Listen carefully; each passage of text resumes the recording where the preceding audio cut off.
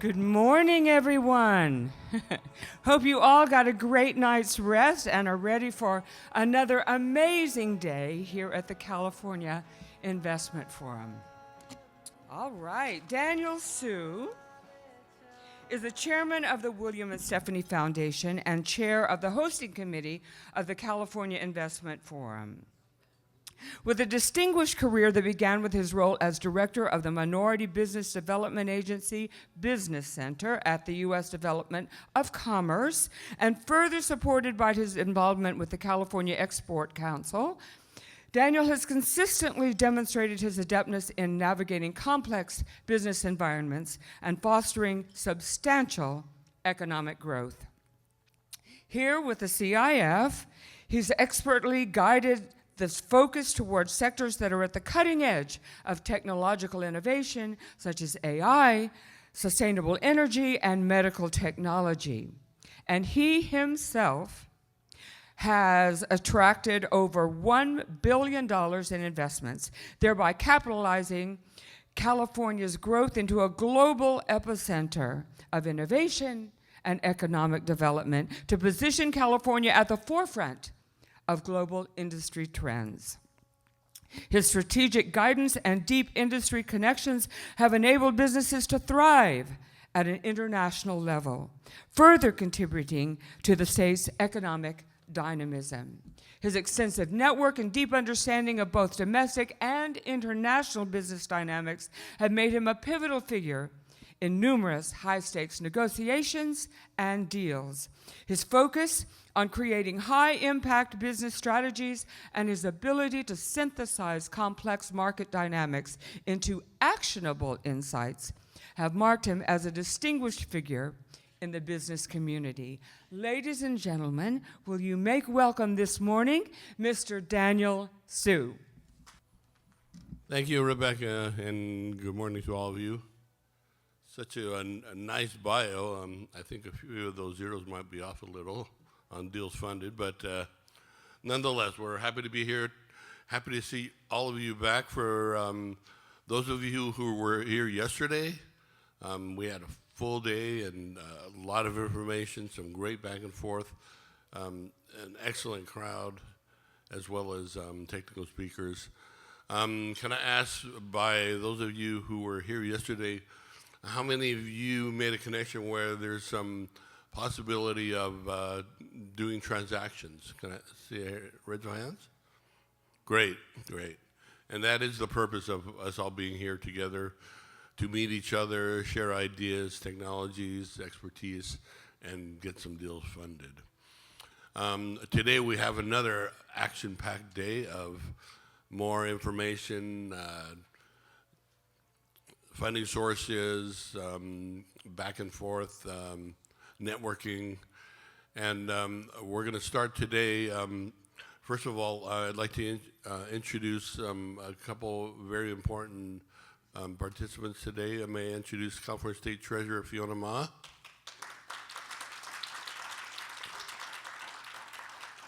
And may I introduce CalPERS CEO Marcia Frost.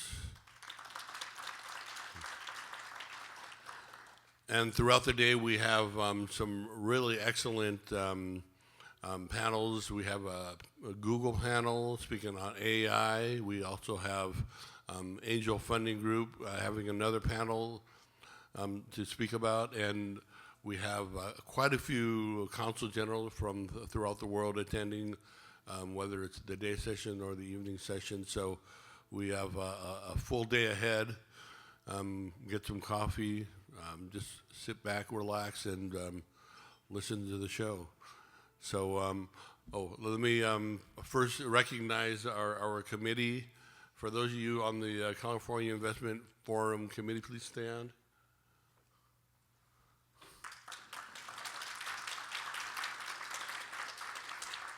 And special thanks to Ling, who is the brainchild of all this and put in all the late night and early morning work and putting this thing together.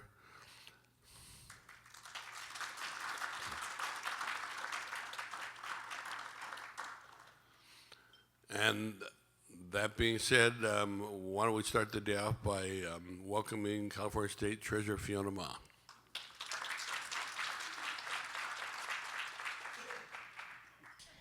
So I was here early, kicked it off, flew back, and then just took the 7 a.m. flight back down here today. So I'm very excited to listen and to learn and to network with all of you. This is my 4th elected position.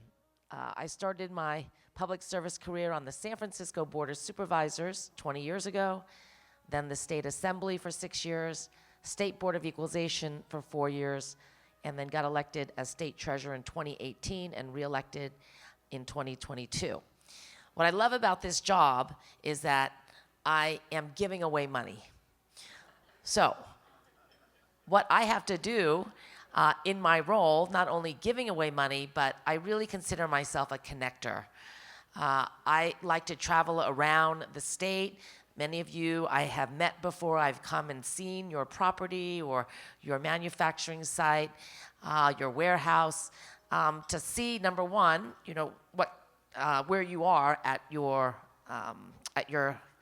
business level, and then what do you need to grow. And then I go back and I speak at private family offices, PE, bankers, investors, and they always want to know where they should go to invest. And so then I'm able to connect people and hopefully provide some sort of synergy. As you all know, the state of California is facing about a $47 billion deficit right now, and that is causing a lot of tightening for some of the programs and the expenses that were going to be allocated for different projects. That means there's more opportunities for all of you because now we're going to depend more on the private sector because the public sector wasn't able to do it. So I'll give you one example. My office was supposed to build more student and faculty housing on the UC, CSU, and community college sites. And the governor had set aside money, if there was money, to be able to do this. So last year, we went through the due diligence process, working with the different college systems, asking them who is shovel ready, what type of units, how many units they want, and then now, because of the deficit, we're not going to be able to start that project. So any of you in that real estate space, housing is our number one crisis here in California, as you all know. At the UC, CSU levels, there is an oversubscription of students that want to go. But we cannot accept them because there's no housing. Because part of accepting these students is you have to provide at least the first year of housing. So if we can't provide housing, then what happens is that we have to charge more to cover the expenses, and then the tuition goes up, right? It's supply and demand, as you all know. So if you're all looking, building housing around community colleges, UC, CSUs is one of our, I think, sweet spots that is available. You don't have to build it on campus necessarily, but around the campus as well. And the schools may be interested in signing some sort of lease with you so that they can accommodate more students. Community colleges is very interesting because more of the young people are thinking about how to make money without having to go to a 2-year or 4-year university so that they don't have to go into high student loan debt. Someone told me that, during the recession, during COVID, these kids were watching their parents at home, sitting in front of a computer all day, complaining, not liking their job. And they're like, why should I do that? Why should I, get into student loan debt and get a job that I'm miserable at? And so a lot of them are thinking about the trades type jobs. And we need technicians. We need welders. We need, mechanical engineers. Even if you go 2 years, their skills, if they're good, their skills can be utilized and they can be making a pretty decent income. I was just at a small business yesterday, and her employees, one gentleman didn't really speak a lot of English, but he does signs. They do these big corporate eBay signs at the airports. Everything's in Braille, and they need technicians. And the kids, young people, are like, we went 2 years, or they didn't even have that education and they just learn on the job. But community colleges are able to pivot pretty quickly in terms of, hey, we need more cybersecurity here. We need more AI classes. We need, whatever it is, the hot topic. And then the community colleges will call many of you, ask you to come on campus, teach the class. Students want to go, but then there's no housing. And so they're living in their cars, couch surfing. And so, again, I really think community college housing is kind of the next hot spot where the young generation or people like us that are going back understand that they need to get training.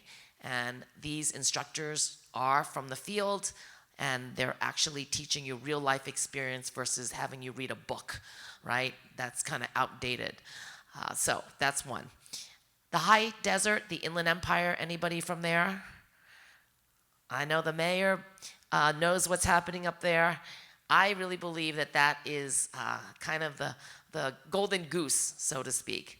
I've been working on bringing Brightline, the high-speed all-electric train that will start in Rancho Cucamonga, stop in Hesperia, Victorville, and then Las Vegas. And that will be a 2.5-hour ride. All electric. There's going to be hundreds of thousands of construction jobs along that corridor. Not a lot of housing. Barstow, BNSF, the train station, bought 4,000 acres to create an inland port so that when goods come off the ships in Long Beach and LA, they're not going to be opened at the port anymore. They're going to be automatically put on the train, shipped out to Barstow. All the companies will be out there, the Walmart, the Costco's, the Amazons. They'll unload, repackage, and then ship out from Barstow. So again, hundreds of thousands of construction jobs as well as permanent jobs are going to be out in that area. And how much housing is out there, Mayor? Housing. Not enough. Not enough. And the land is pretty reasonable right now. I know some people, smart people, have been, buying it up. But right now it is reasonable, and so we're reasonable, yes. And San Bernardino, Riverside, I find that those two counties and the elected officials are much easier to work with. They want economic development. They want jobs. They want people to come out. And so let us know. I'm sure there's people out here, but I can introduce you to folks that are working on these projects. AI, I know you're all going to talk about AI today. You know more about AI than me, but ChatGPT has been great and a help. I just ask it questions all day long, and sometimes it gives me an answer that I want, but at least it leads me down a direction where I know, what I don't know from ChatGPT. So I'm going to leave that aside. And of course, green energy, sustainable, green technology. The governor set aside a mandate or a goal for all new passenger vehicles to be all electric or electric by 2035, 80% to be all electric, 20% to be hybrid. And all of you know, if you're in that space, we don't have enough charging stations, right? So the infrastructure is lacking. We also need to make sure we're working with utility companies so that they can create the excess capacity needed for all of these charging stations. So storage, charging stations, Lithium Valley is a big deal right now in the Salton Sea, and so a lot of development is out there. In California, we also passed 2 stem cell initiatives over the last 20 years. We are the only place that is investing in research and development for new stem cell therapies. So all of the best and the brightest are trying to come to California and work with our institutions, but again, no housing for them, okay? So that is a real, detriment to a lot of the things that we want to do here. If there's no housing, it's too costly. We're not going to be able to attract those jobs and those workers that want to come. I just went to a company, Astranis, yesterday, right in San Francisco in my backyard. And I didn't even know that they were making these customized micro satellites that go into space. They're funding it, and they will lease it back. And the Philippines just ordered 2 of them because they have 7,000 islands, and they don't have any broadband, right? They can't put, all the wires, underneath the water. And by buying these satellites, now all of these folks on these islands will be able to have banking access. Because right now, in order to go to a bank, some of them have to get in a boat to go to the bank. I mean, you don't even think about things like this, but satellite, space exploration, satellite market, California is leading, and so there's a lot of these companies that are investing, and that I think is going to be booming as well. What else would you like to hear about? Anything else? Any other industries in here? Biotech. Biotech was booming before the pandemic, as you know, and then it's been slow. A lot of the companies in the Bay Area have been kind of laying off people, and so there just has to be more, money that goes into research and development. I wish the federal government would lower the interest rates, because I know there's a lot of money sitting on the side waiting to be deployed, but for the high interest rates. And so the sooner that we can get inflation under control, lower the rates, I think investors will get back in. And a lot of commercial, I know some of you are in the commercial space, adaptive use, reuse for some of the existing properties that are out there. You need to think about the next generation, right? Our generation wanted a house. We wanted stability. This next generation doesn't want a house. They don't want to have a car, right? So that means, what do they want? They want a lifestyle, right? They want to have everything that's easy and accessible, kind of like in Asia, right? That model. They don't mind living in a smaller apartment as long as there's things to do. They're not having families, they're not having kids as much. So we kind of have to think about this next generation. I don't think it's going to change, and I don't think they're all going to be like, yeah, all of a sudden want to get married and have 2 kids and live in the suburb and have 2 cars and a truck, and a boat. This generation is just really, really different. If they want that, they just go move in with their parents, okay? That's how it is. Okay, I can't afford it. I'll just go live with my parents, get my room back and borrow their car. So, this next generation is looking for more lifestyle. And even in the companies, when you are thinking about investing in a company, you should look at the management, How progressive are they in terms of accommodating this next generation, right? They like communication. They like praise. They like, to think that they're smarter than all of us, right? And it's not easy, because it's kind of like, a mind game, right? It's like your kids, you have to convince them that they need to respect you because you've been around and you're smarter, even though they don't, right? And so there's certain companies that are better at mobilizing and organizing and communicating with this next generation than others. And those are the ones that are going to last, because these kids, if they don't feel like they're being listened to, or they don't feel like they have a purpose, or the management they don't agree with, they're just going to quit. And you know how hard it is to retrain and to hire new workers. So we need to reinvest and better invest in our people and think about how to engage this next generation. So I think we have a long schedule. I will be around all day. If anyone has any questions, if you'd like to invite me to come and see your facility, your place, if you have money that you want to invest and you want to know where to invest, please ask me. I will be here.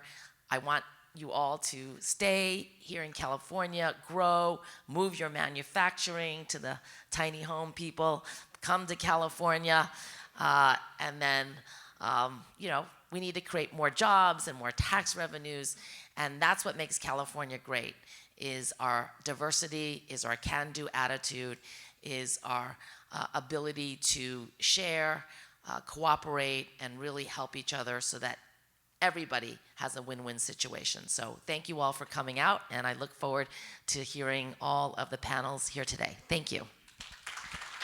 I have had the distinct privilege of introducing this next gentleman at various events, and you are indeed in for a treat. Those of you who were here yesterday got just a taste of his intellect, his expertise, and his very engaging personality. Dolph DeRoos has authored 22 books spanning topics from taking your business global to the psychology of creating wealth. He has taught in 26 countries and has worked with Tony Robbins, Robert Kiyosaki, Jim Rohn, and many, many more. His prolific work in helping companies expand internationally through his company Border Free Business caught the attention of the State Department. With a PhD in electrical engineering and speaking in no less than 6 languages, Dolph shares his benefits of global collaboration. Please make welcome to the stage, Mr. Dolph DeRoos.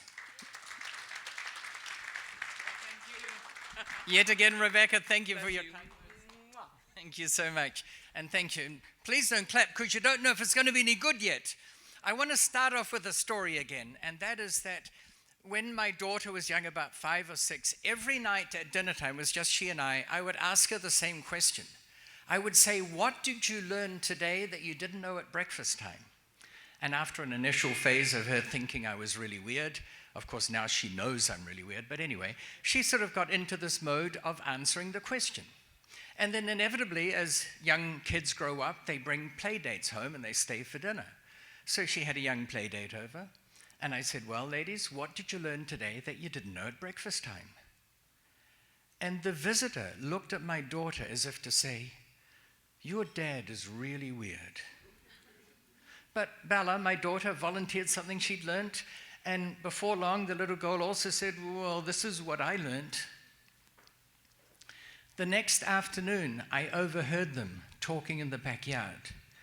And the little visitor said to my daughter, hey, this is something we can share with your dad when he asks that weird question. And my point is, when you encourage curiosity, when you encourage people to go out into the world and have their eyes wide open and be in awe of something that they didn't know existed, it becomes part of who you are. And you start to see things in the world differently from those morons who watch TV. I know I'm back on that theme about TV. Those of you who weren't here yesterday, get rid of your TV because it shrinks your brain. You are no longer looking at what can happen. And that is why when a professor at Caltech at the Jet Propulsion Lab here in Pasadena spent his career working on high-tech stuff, his specialty was encryption.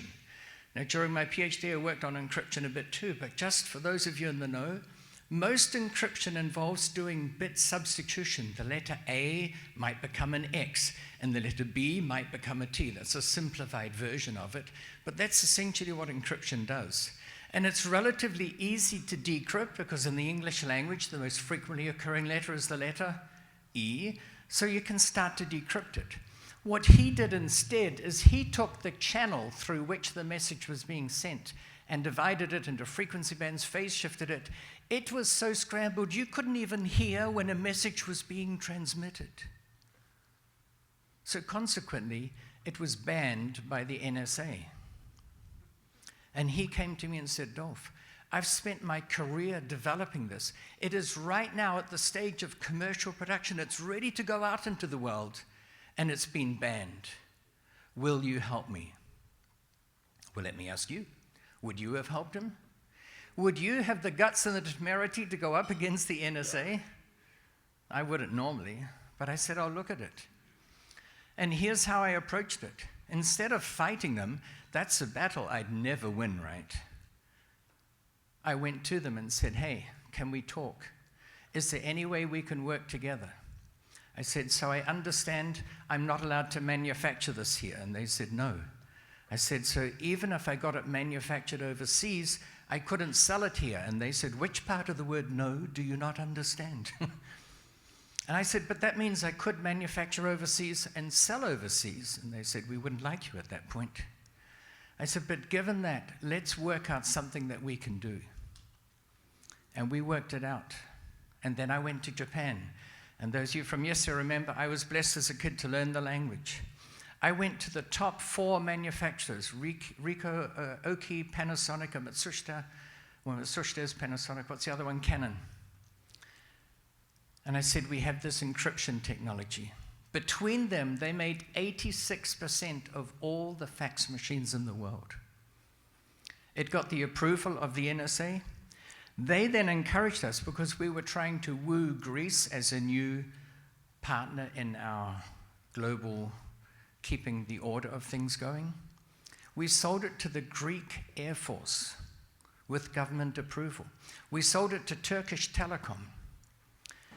And here's a very interesting thing. Most things have what we call contraindications, right? If it's a medical thing or side effects. One of the side effects of this encryption system, and I won't explain why, but normally you get noise on a channel, you get impulse noise. That's why a telephone line might get crackly and hard to hear the person on the other end. The benefit of this encryption system is that it eliminated noise, because when you did the reverse phase shift at the receiving end, it cut out the noise.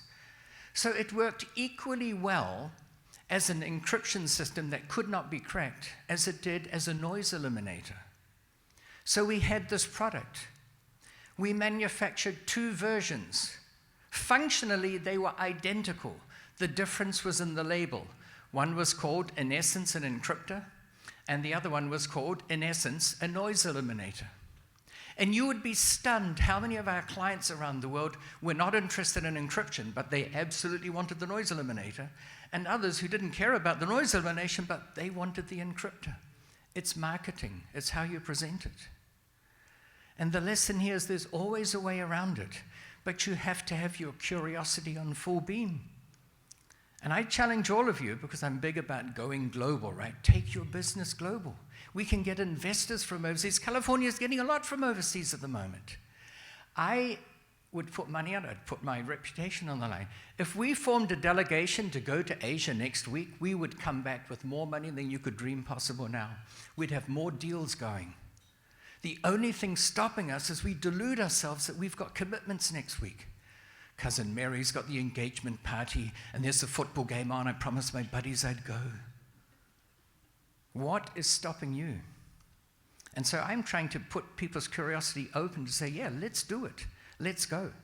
I have not managed to go to any country anywhere without coming up with an idea, either that they can deploy there that I bring from the US and sell to them, or one that I can find and bring back. How much does it cost to park a car in Boise, Idaho? Not much. In Phoenix, Arizona, $2 an hour. In Los Angeles, $40 an hour. True? In New York, I've seen $85 an hour. Why is it more expensive in New York than in Boise, Idaho? Not altogether, folks. It gets confusing. It's because land is more precious here, right? It's harder to find. So you go to Japan, this is 40 years ago, and you see cars being driven into a little hole in the wall. And there they've got a system, I can best describe it as a Ferris wheel, but it's squashed together. It's like a paternoster elevator. Who knows what a paternoster elevator is? Oh my gosh, you've got to travel more, guys. My 2 friends here do. Who has been on a paternoster elevator? And they are sensational. These are elevators that go in a continuous loop of cages. So after one passes, you get on the next one. Now, they never stop. So you have to time it right, because if you don't time it right, technically, I guess you could get your head cut off or something. It's never happened for all you. I mean, here we would never pass muster in California because we have all these rules for safety, but no one's ever lost a head or a limb for that matter. But you stand in it as it's going up and it goes around. And they go quite slowly. But we are so accustomed to looking at the disadvantages of things. So what are the disadvantages of the paternoster elevator? Well, they go really slowly, and you have to time it right. Oh, and if you have a wheelchair, you couldn't get on. And if you have an elderly relative, they would probably have difficulty. We rejoice in coming up with criticisms of things. instead of thinking of the advantages. What are some of the advantages? You never have to wait more than 5 or 6 seconds for the next car to come along. The motor needed to drive an elevator. You've got an elevator in a 20-story building that can take 10 people. It needs to be a 40 horsepower motor. For a paternoster elevator, 1/4 horsepower.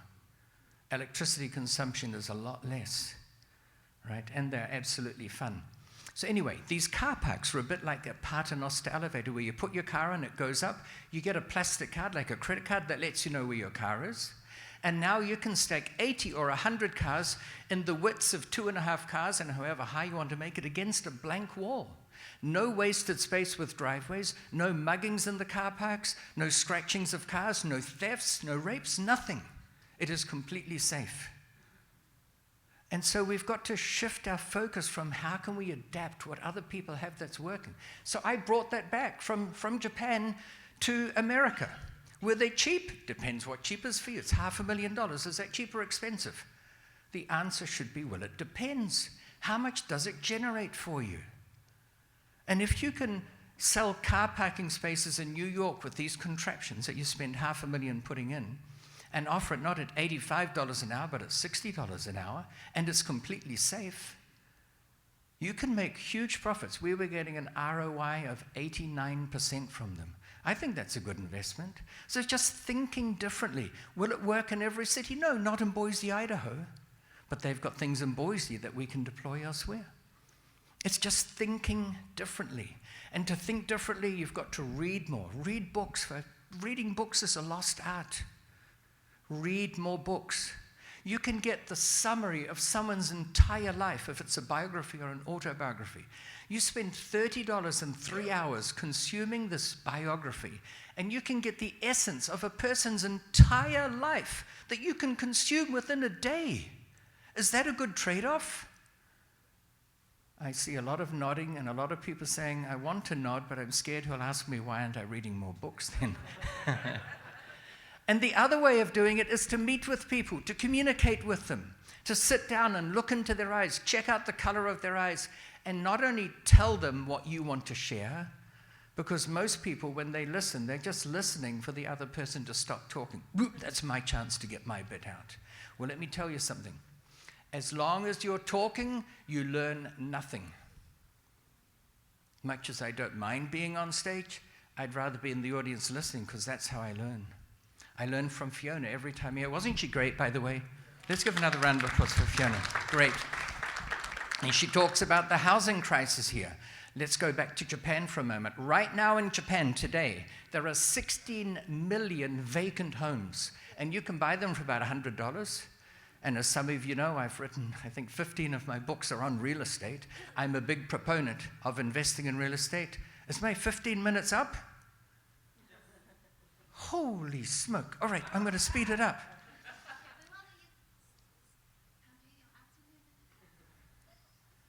Okay. It was nice meeting you all. Let me finish the thought at least. 16 million vacant homes, you can buy them for $100. You wouldn't want to do it because you couldn't rent them out to anyone. Why? Because the population's in steep decline. Currently 127 million. Within a generation, it's going to drop to 80 million. Who would want to invest in Japan? Even though I love Japan as a culture and how safe it is and how clean it is and everything else. But right here in America, there is a housing shortage nationwide of 4.1 million, and California represents a lot of that. If you can build houses, you'll do really well. United Tiny Homes is a great example. That's why I'm putting my weight behind them, of building homes affordably. You talk about student accommodation. Oh my gosh. It's got me rethinking. I started a hotel brand. I don't have time. Let me tell you about it if they give me more time later on. It had a unique feature that no one else had thought of, and it had the highest occupancy in the world. It's just thinking differently, folks. That's all you have to do. And with that, I guess I'll have to relinquish this microphone, and I hope to see you again soon. Thank you all, guys. Appreciate it. But we want a whole bunch more for you, so you'll come back again. All right, next up we have a pitch for investors. Ben Lucchese has a 40-year career running Lucchese Legends Catering and Deli, and now he is the co-founder of BPWP, that's Bison Peak Water and Power, a startup utility specializing in sustainable energy solutions. So Ben, wherever you are, come on up here and tell these lovely people why they should invest in your company. Okay, so start my timer here so I don't end up like Dolph. I'll loan you some of my time, I'm kidding. Anyway, okay, so welcome everybody. Good morning. Just would like to start off by introducing me and my family. Oops, sorry. Don't speak on stage too much, but we've owned this property that Fiona went to, and we showed her everything up there. And we had this vision about 20-some years ago to turn it into a sustainable, renewable energy empire. And we worked with developers and stuff over the years. We've had our ups and downs, 2008 crash, California condors showed up and shut down our wind project. But still in the background, we had one sustainable factor up there, and it was water. And we touched on it lightly yesterday, Dominic, my son, did, that we have this water resource. It's a pretty incredible water resource. And so we decided to form Bison Peak Water and Power. Because of this water, there's 5 different elements that we can develop up there. And I'll go through that here in a little bit. The main one being hydroelectric pump storage. Now, I don't know if you guys are familiar with that, but we'll go through that. So let's get started. So hydroelectric pump storage basically is a water battery. So here what we're showing is up to 1,200 megawatts when fully developed will be able to supply 900,000 homes of power. And what we mean by that is it's a producer of generator of energy, and it's an absorption from all the solar and wind. So it's basically creating a 90-year battery, and we'll get into it later on what's called the duck curve. So the duck curve is when everybody gets home, 5 o'clock, they're plugging in their Teslas, but the solar is ramped down, wind is not ramped up yet. So you got about a 4 or 5 hour period there where there's just not enough energy to make the wind and solar sustainable. Obviously, batteries are up and coming, but currently in the world, 93% of the power is stored in water. And so there needs to be a blend of technologies, including new battery technology, but the bulk of it is water for currently. Sorry, just a tad nervous. So with the Bison Peak, we own the upper property. There's potential for 6 different lower reservoirs. The south option, which crosses the Garlock earthquake fault, does it have a pointer on it? No, it doesn't. Anyway, which crosses the Garlock fault, is the favored option because it's the largest. And the other ones are potential options, and we have, I'll show you on the next slide, where we've envisioned building a dual upper reservoir with 2 lower reservoirs. What this does is it creates the opportunity to be, well, just to step back. So does anybody have questions on how hydroelectric pump storage works? Or we can get to that later, but it basically you have an upper reservoir, lower reservoir, like I said, it goes down. But in this scenario, we could be simultaneously generating power and using power on the grid to pump back up. So we could turn it into a sustainable, much more of a long-term type energy storage production. So some of the overview of the project. We're located in the Hatchman Mountain Range, just north of LA Basin. Obviously LA, huge market for power. Up to 1,200 megawatts of pump storage energy, allowing for better utilization on the abundant wind and solar capacity in the area. Located near the California transmission grid's Path 26 and Path 15. I know that's kind of a little bit, foreign speak, but basically they're the main transmission corridors throughout the state of California. We touched on the electrical loads. Located between the Cal-ISO Whirlwind and Wind Hub substations. These are both multi-billion-dollar substations that were just constructed within just a few miles of the potential location. Pretty much the next one is the 9 gigawatts of wind and solar down below us, whether it's whatever makeup it is of wind or solar, but they're also strategically located to help meet the aggressive plans and goals to quickly lower the greenhouse gases content to get as close to near zero net output as possible. A few more overviews. It firms and shapes the energy generation so they can better utilize California's energy grid. Bison Peak is likely one of the most cost-effective long-term, being that it has a 90-year shelf life. Plus, the concrete's going to last longer, but obviously the equipment upgrades.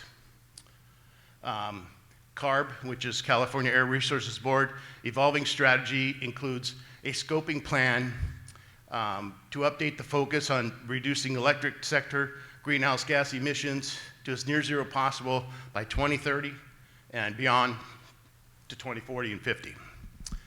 The objective is to sustainably shift California energy demand from current fuels to renewables in order to minimize greenhouse gases. That's obviously the main goal. The project will be an important contributor to Kern County's strategic strategy of focusing on economic development in the energy sector. And Bison will add a sustainable tax base in eastern Kern County and facilitate expansion of wind and solar capacity, furthering tax increases in the tax base. So these are the project overview. I just want to hit on some of the attributes of the project. So, Federal Energy Regulatory Committee, they control all major utility development in the country. Bison Peak currently is the only project of its kind that is exempt from FERC.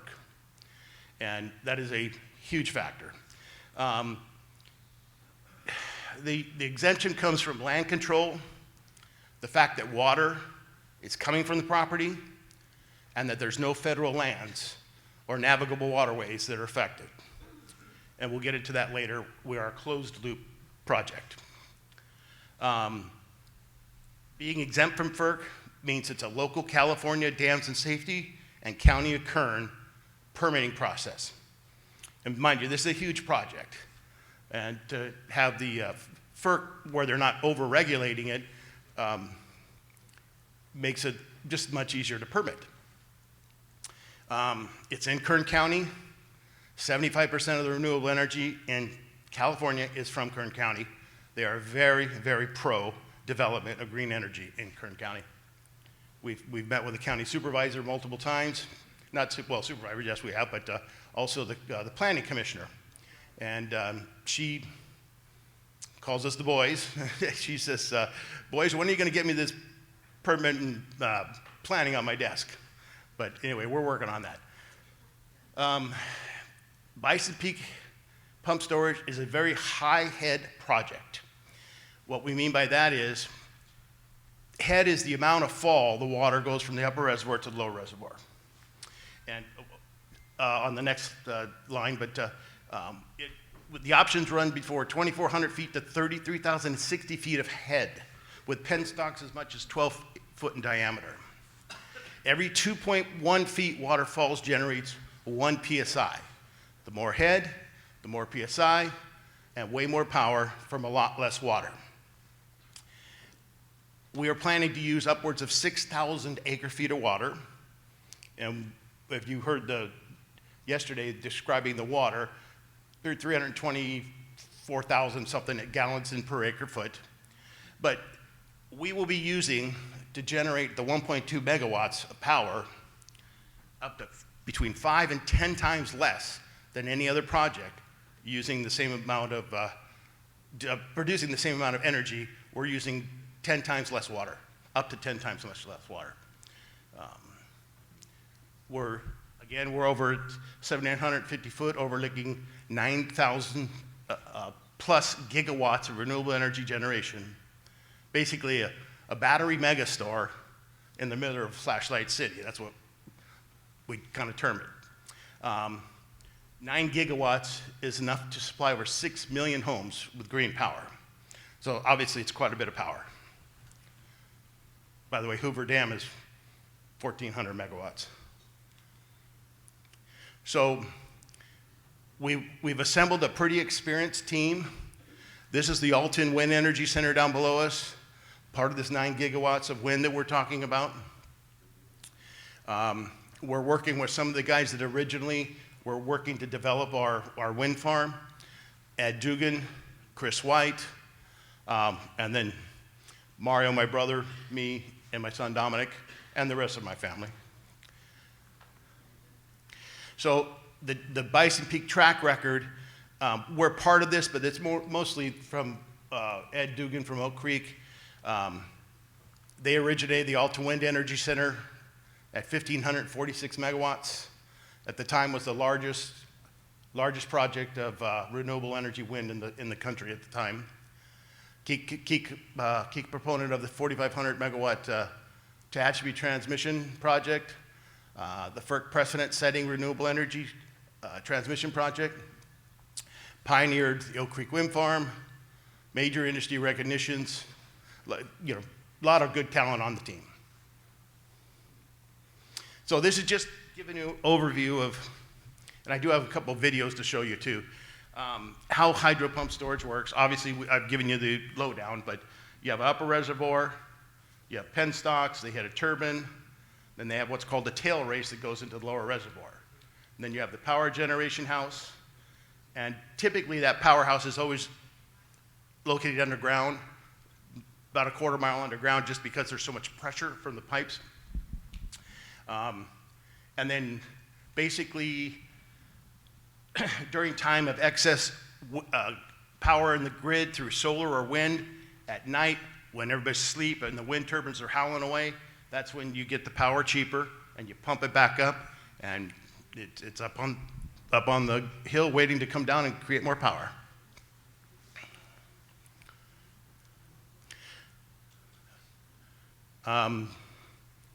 This is basically just a video, short video. Will, I don't think this will start that. Can you start that? It's just a couple-minute video. You got volume? That pumped storage hydropower, often shortened to PSH, has a unique ability to enable utility-scale energy storage. This means that PSH facilities can also store over 8 hours of utility-scale electricity, making it extremely valuable to the existing and future grid. But how does it work? A pumped storage hydropower facility generates electricity by releasing water from an upper reservoir to pass through a turbine on its way to a lower reservoir. The energy created is then turned to electricity to support the grid. And when energy demands are low, these facilities will use surplus electricity to pump water back to the upper reservoir to wait for it to be needed once more. PSH can act as a renewable energy bank that can switch on when power is needed. That kind of flexibility makes it a great complement to other variable clean energy sources like wind and solar. At NREL, experts are designing tools and models to collect comprehensive data and evaluate pumped storage hydropower's role in a reliable, resilient, and cost-effective clean energy grid. Researchers are exploring U.S. landscapes to find large amounts of technical potential and capacity for pumped storage hydropower across the country, conducting more location-specific studies, creating better understandings of where, how, and why pumped storage hydropower can assist in energy transitions, looking toward commercialization to provide market assessments, lessons learned, resources, and networking opportunities, making it easier to navigate the complex permitting process to develop pumped storage hydropower facilities, and investing in the future of pumped storage hydropower by encouraging and advancing different concepts, styles, and techniques. As the climate changes, pumped storage hydropower has the potential to be the reliable, flexible energy storage source the nation could count on. And NREL Research is working to support its development for the clean energy future. Find out how pumped storage hydropower can power our future at nrel.gov.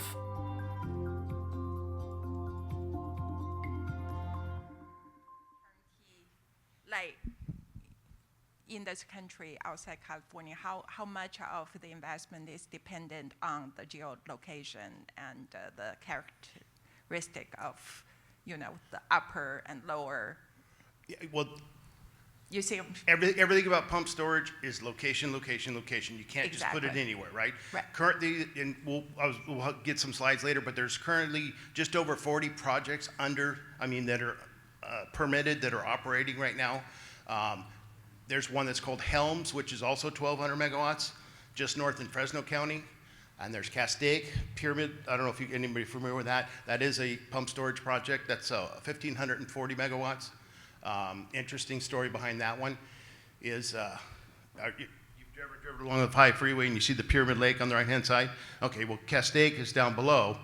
They use Elderberry Reservoir as their lower reservoir, but that was built in 1975, and the purpose for that was there was going to be a nuclear power plant built off the coast of Cap Malibu. And of course, that didn't happen, but they had already started construction.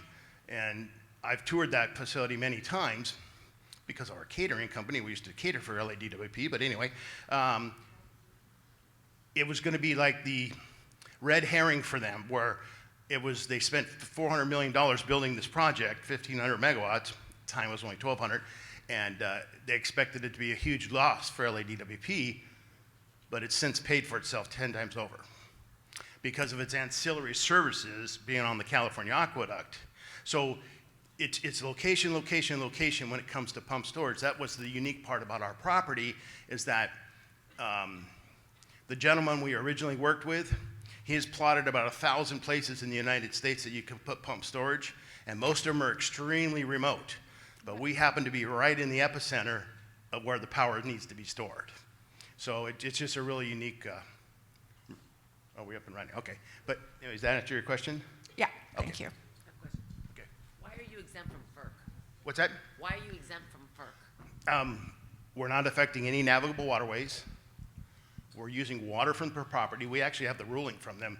I don't know why I didn't put that in slides, but anyway, it is kind of a complicated long, but there's about 5 factors, but the main one is no navigable waterways. We are closed loop. This is an open loop. Closed loop means you're having to use existing reservoirs, springs, rivers of some sort, and we're not using any BLM land. It's all private land. So then it's like I said, it's the only one that's ever been ruled to be exempt at the current time. So, but an open loop is, again, it's using a lower reservoir, building an upper reservoir, and that has a waterway, versus a closed loop, which can be a upper reservoir and a lower reservoir. Typically you'll have a lower reservoir and you'll build an upper reservoir. We don't have a reservoir, but we have loads of water, and we have 8,000 foot, 5,600, 5,800 foot lower valleys. So we envision building this closed loop pump storage project. I am working for Korean side, not talking about technical side, Yeah. money side. You have a lot of good project. Also, just before Fiona mentioned about great project California state has now. Therefore, you and Fiona doesn't mention about how to involve in your project. That's why most of my money, not my money, from Korean side, Yeah. Looking for investment opportunity. We don't know about California, United States. That's why usually money is going to the American funds, famous fund, into the project. That's why not the good way. The best way, I don't know, Korean sovereign fund or pension fund could be directly invest in the project, California project or your project.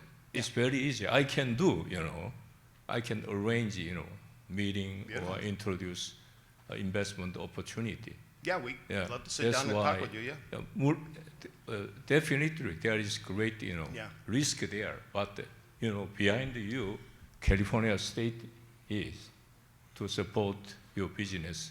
Also, Korean money feel comfortable because this money go to California, even through you. That's why you have to tell us about how to money could be invested to the project. That's why I'm here. Jason recommended me to join. You can find a good opportunity. That's why I'm here, but we are talking about the more technical side instead of the money side. Well, that's why. Okay, well, yes, we could sit down and talk to you a little bit more on the financial aspects of it. And honestly, we were working with, we're working with Dan and Ling as well too. So on this, we are still trying to do a lot of the financial modeling.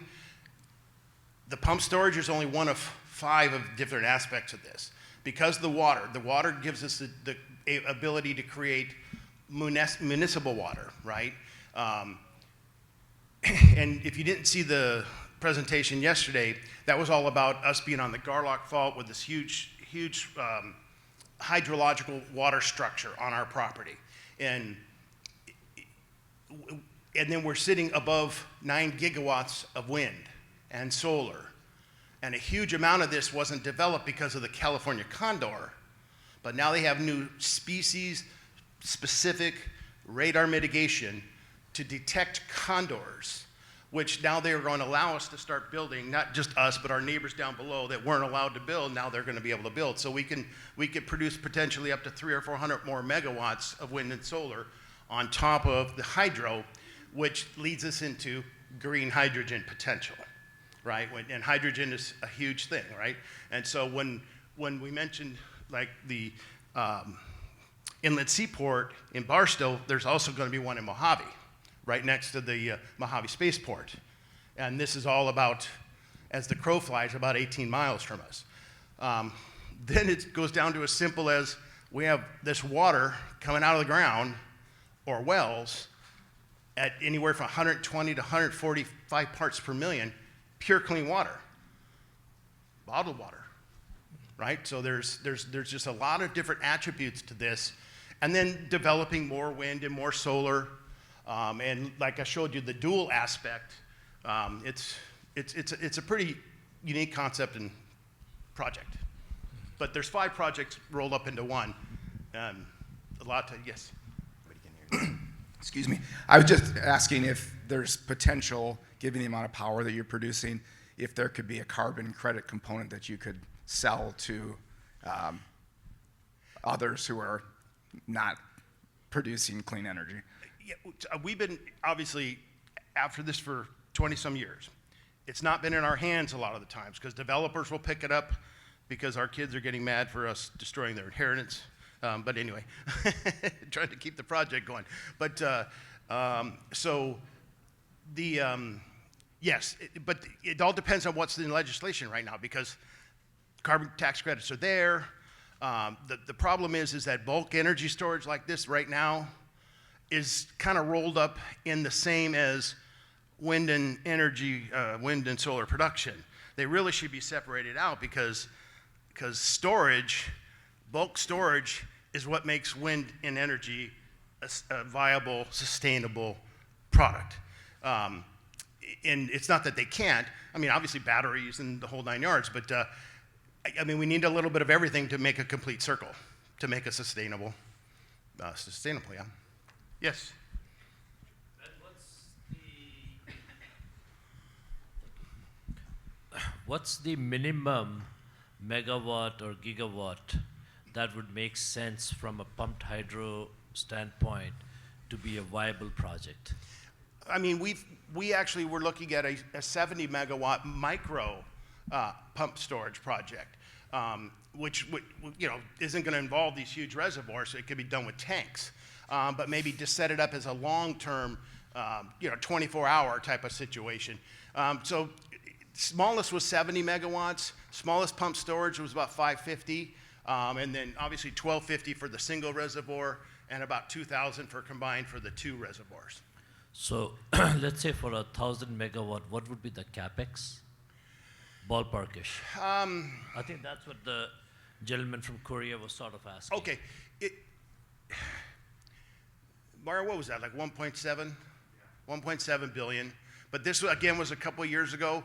We've just basically regained control of the project, and I mean, just recently, like in the last 2 months. So we're really scrambling to try to, bring back some of the old numbers to get it together. And we're technically not the financial guys. We have guys we're working with that are that, and sadly, one of them couldn't make it today. He had a tragedy in his family. But anyway, yeah. But so we're probably.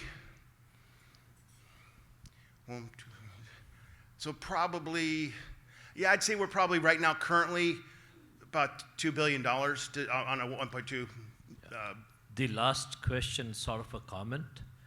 Again, when I worked at Department of Energy, there was a lot of work. I'm talking about 15, 16 time frame.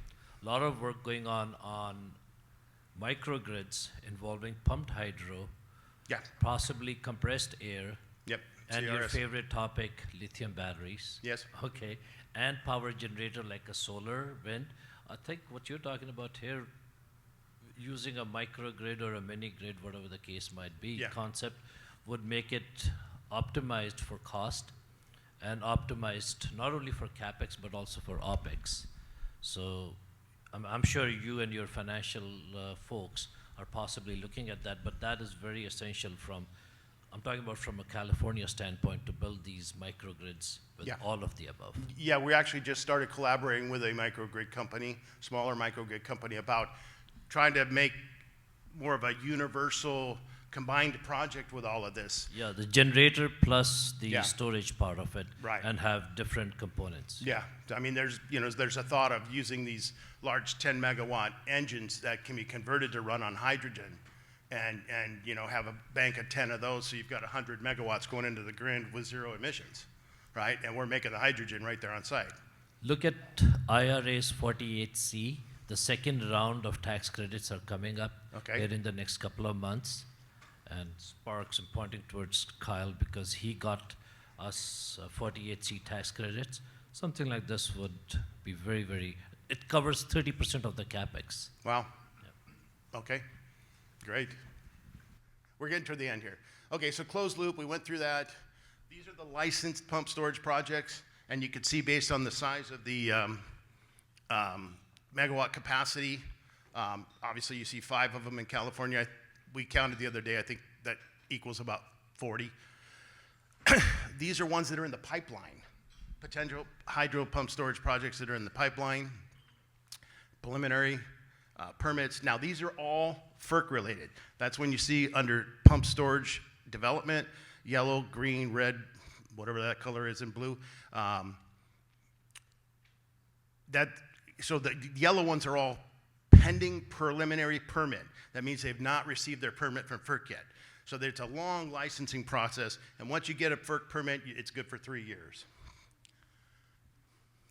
So this is actually the Helms power plant up north, 1,200 megawatts, very similar. This was the last major pump storage project built in the United States, and it was built somewhere in the early 80s.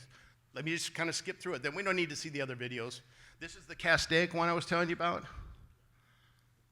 And this shows you the location of the Whirlwind and Wind Hub substations, Bison 1, Bison 2, those are lower projects.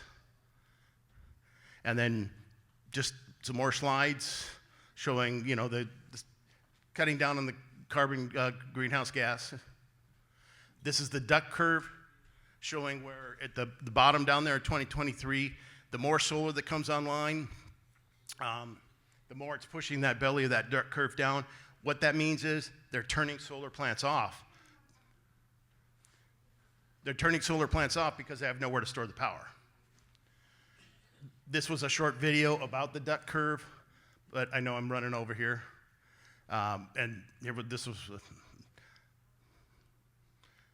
And so this kind of gives you an outline. This is the second to last slide gives you an outline of the area. The yellow star in the upper left is where we're at, and everything inside those black and red boundaries, that's the wind and solar resource area of Kern County and partially LA County.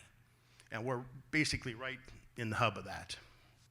And this is older, but former Energy Secretary Stephen Chu, we should start to invest heavily in pump storage. This is about 10 or 12 years ago, but I thought it was kind of cool, so anyway, left it in there. But anyway, thank you very much.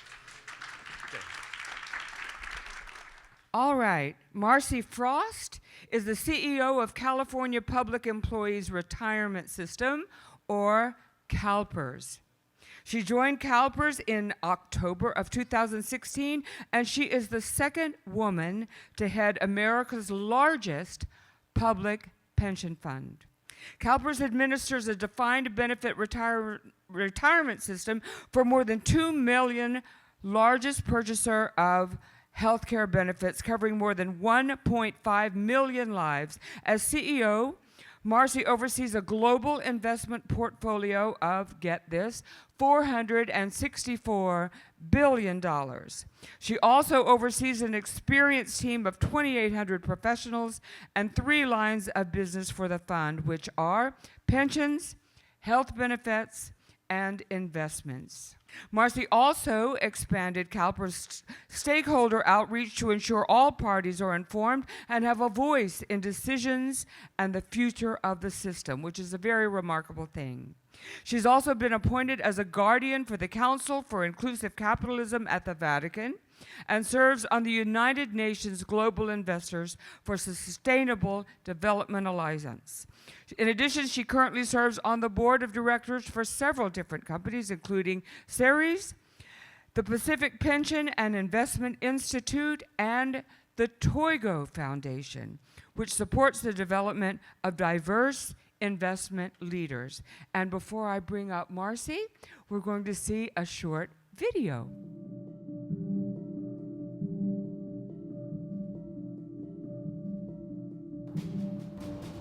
I was raised that you are a public servant, that you give back to your community, that you support your families and your children. This is the job that lets me take all of those pieces and do the most wonderful things for families. And there really aren't even words to talk about how incredibly fulfilling that is, that every day you go to work knowing I am going to make a difference. Yeah, I work till the job's done. My route is my responsibility, and I make sure that my route is picked up. I try to do a good job because I feel that they're customers that need good service, and that's what I try to do. And I try to talk to them, let them know that I'm not just a guy in the truck picking up garbage. I'm still a person and have likes and dislikes also. I enjoy what I do. I'm in customer service, and I want to provide a good service for my customers. I think what I do enables people to live their lives the way they want to live them. And I'm behind the scenes. I don't have to have a big hurrah, hurrah, or thank you very much. As a servant, you're not looking for that. You're looking to just make people's lives better. Sometimes there's difficult projects, but when you think of yourself as a public servant and that you contributing to safety of the bridges, dams, high-rises, fire stations, and hospitals, definitely motivates me, and it's a great feeling. I think that the general public thinks that a lot of public servants have an easy job, but there's nothing further from the truth. It's very difficult to have an organization like this where you have a very vital resource, where you're trying to produce quality, clean water. There's so many things that have to happen correctly for everything to go right. Having an organization with people that go above and beyond just make this a better organization and better able to serve the public. Where the campfire was different for me was my family was involved, my community was involved, my emotional attachment was involved to this fire. I knew it was inevitable I was going to lose my home.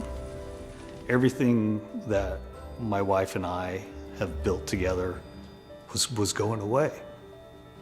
I could have stayed there and protected my house or my neighbor's house, but my first priority is always life.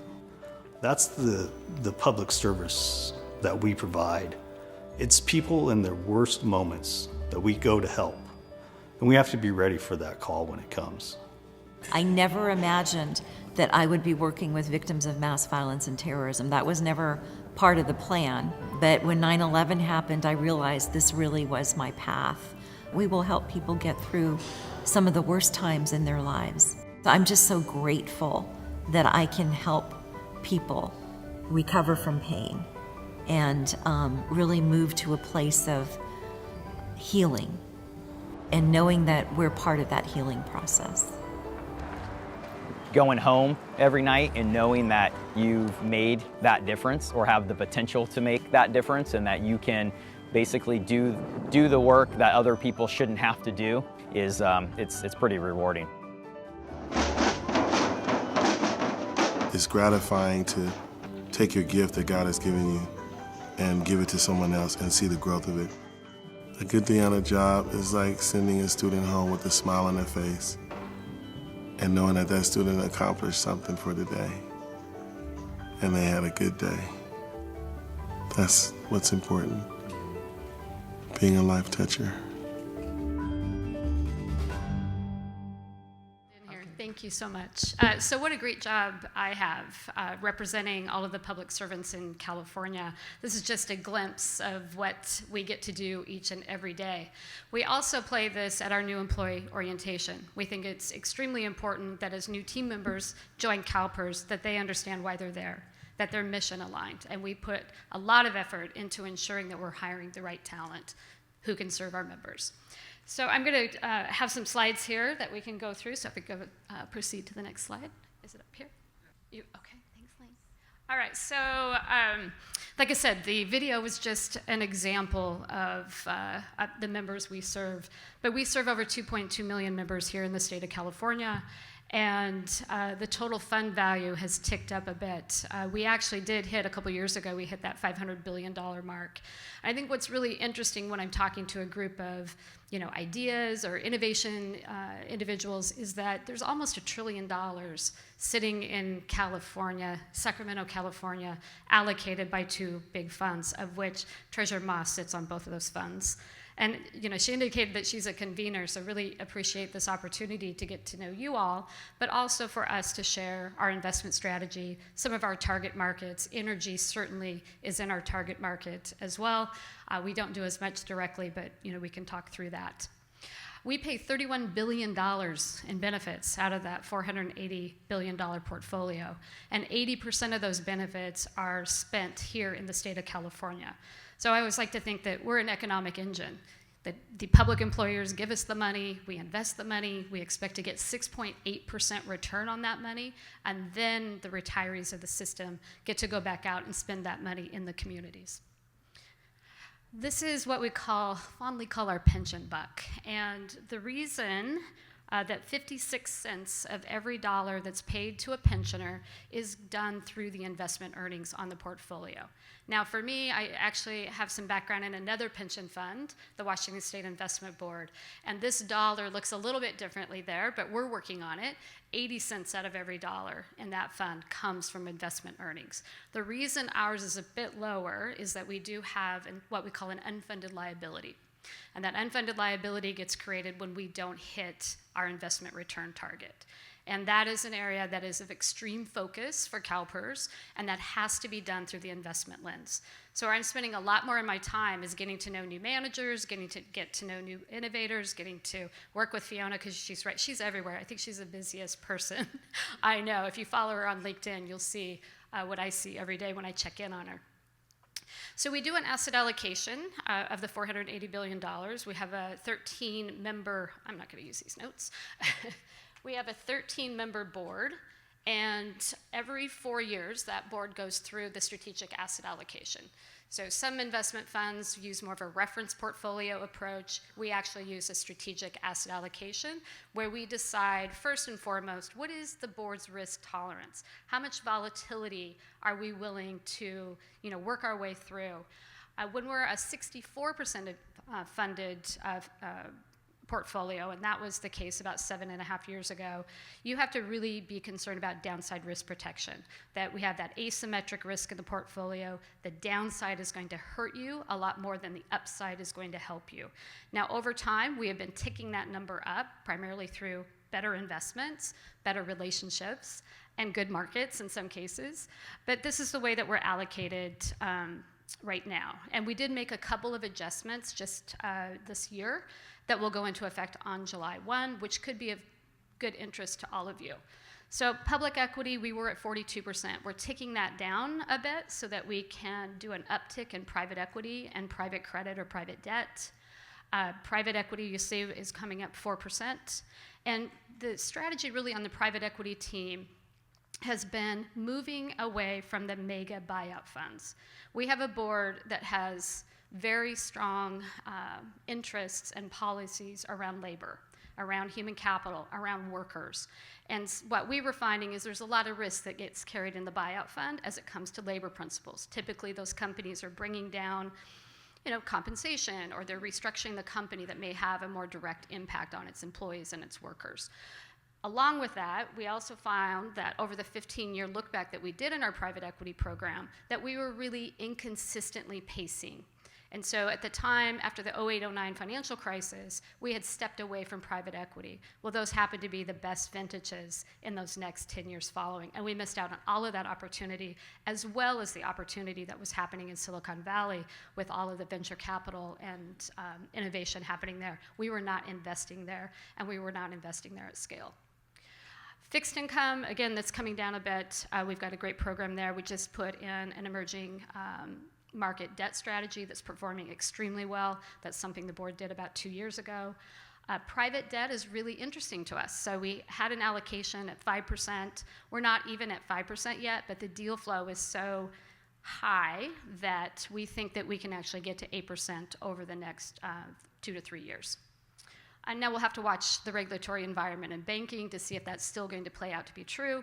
But even though this is a strategic asset allocation, we do look at it every 2 years with our board. Make sure those capital market assumptions are doing what we expected that they would do. And if not, where does the team see that adjustments would be necessary? Real assets, that's infrastructure. I heard some infrastructure here, including the presentation that was just made. That's something that the team wants more of. We have a very high appetite, but it's a very crowded space. And so we're competing with a lot of our peers around the globe on those major infrastructure projects. And then leverage. We had a lot of consternation about the idea that a pension fund was going to lever a portfolio and lever at a time that we were underfunded, lever at a time that interest rates were coming up. But that has worked well for us. We've not seen any distress in that. We're not at even our 5% policy target at this point. So I mentioned this. This is the California investment piece of this. So this is how the team is investing in the state of California. You would expect us to be in the state of California. It is the 5th largest economy. Global equity, those are listed companies. We don't do much yet actively there. We are looking at bringing active mandates back into public equity, but that is a project underway. We've had a bit of a problem hanging on to a CIO. So these strategies tend to change a bit, and we get a little bit of strategy drift. And very excited to tell you that we hired our new Chief Investment Officer, a gentleman named Stephen Gilmore, will be joining us on July 15th, and he's coming out of the New Zealand Super Fund. So fixed income, but probably where you have more interest is in the last three, real assets. Happy to report, and I don't think Fiona knows this yet, we just funded one of our first affordable housing deals with a manager that I'll be able to report out very soon. So we're getting back into that market, which I think is really interesting for us, interesting for our board. It's been a top priority for them, but trying to find the right deal terms that get us to our return assumption. We've had a bit of a challenge there, but we found a manager. We have a lot of conviction in that manager and think we'll be able to deploy more capital over time there. And then return expectations. So I mentioned that. So in 2016, the return expectation was 7.5. That was not aligning well with our 20-year look forward on the actuarial assumptions on inflation. And so what we did is over a series of 3 years, we notched that from 7.5 down to 7. And then we had a risk mitigation policy that essentially said, when we outperform the markets at a certain level, we will lower the rate in which we discount our liabilities and what we expect on the portfolio. So we're sitting at 6.8. I would imagine we'll be sitting at 6.8 for quite some time. So these are the returns so far. So 5.8 obviously didn't hit the 6.8, and anytime we don't, that adds to that unfunded liability that our 3,000 public employers are paying. But a 7.1, so the other 3 reporting periods, we are in excess of the current assumed rate of return, but not always at the assumed rate of return that was in place at that time. So go ahead, Ling. And I think there's a lot of interest and curiosity. We announced our 2030 Sustainable Investment Plan, and the market has been really curious about, well, what does that mean? What are your target areas? What are the sectors you're looking at? What type of managers? Are you doing anything directly? And so I want to talk with you a bit about that. So $100 billion out of the $480 billion portfolio, roughly, we'll just use easy math, 20% of the portfolio, we want to put into sustainable investments.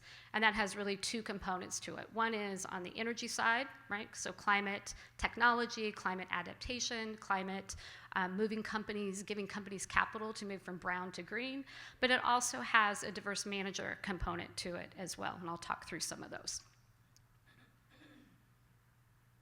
And then the DEI pillars at CalPERS. CalPERS has long held a belief, an investment belief, that diversity on corporate boards, diversity on the team at CalPERS, that we're going to make far better sustainable decisions when we have people of different backgrounds and race and ethnicity sitting at a table, working on a problem, working on a deal. So we have been doing this for over 20 years.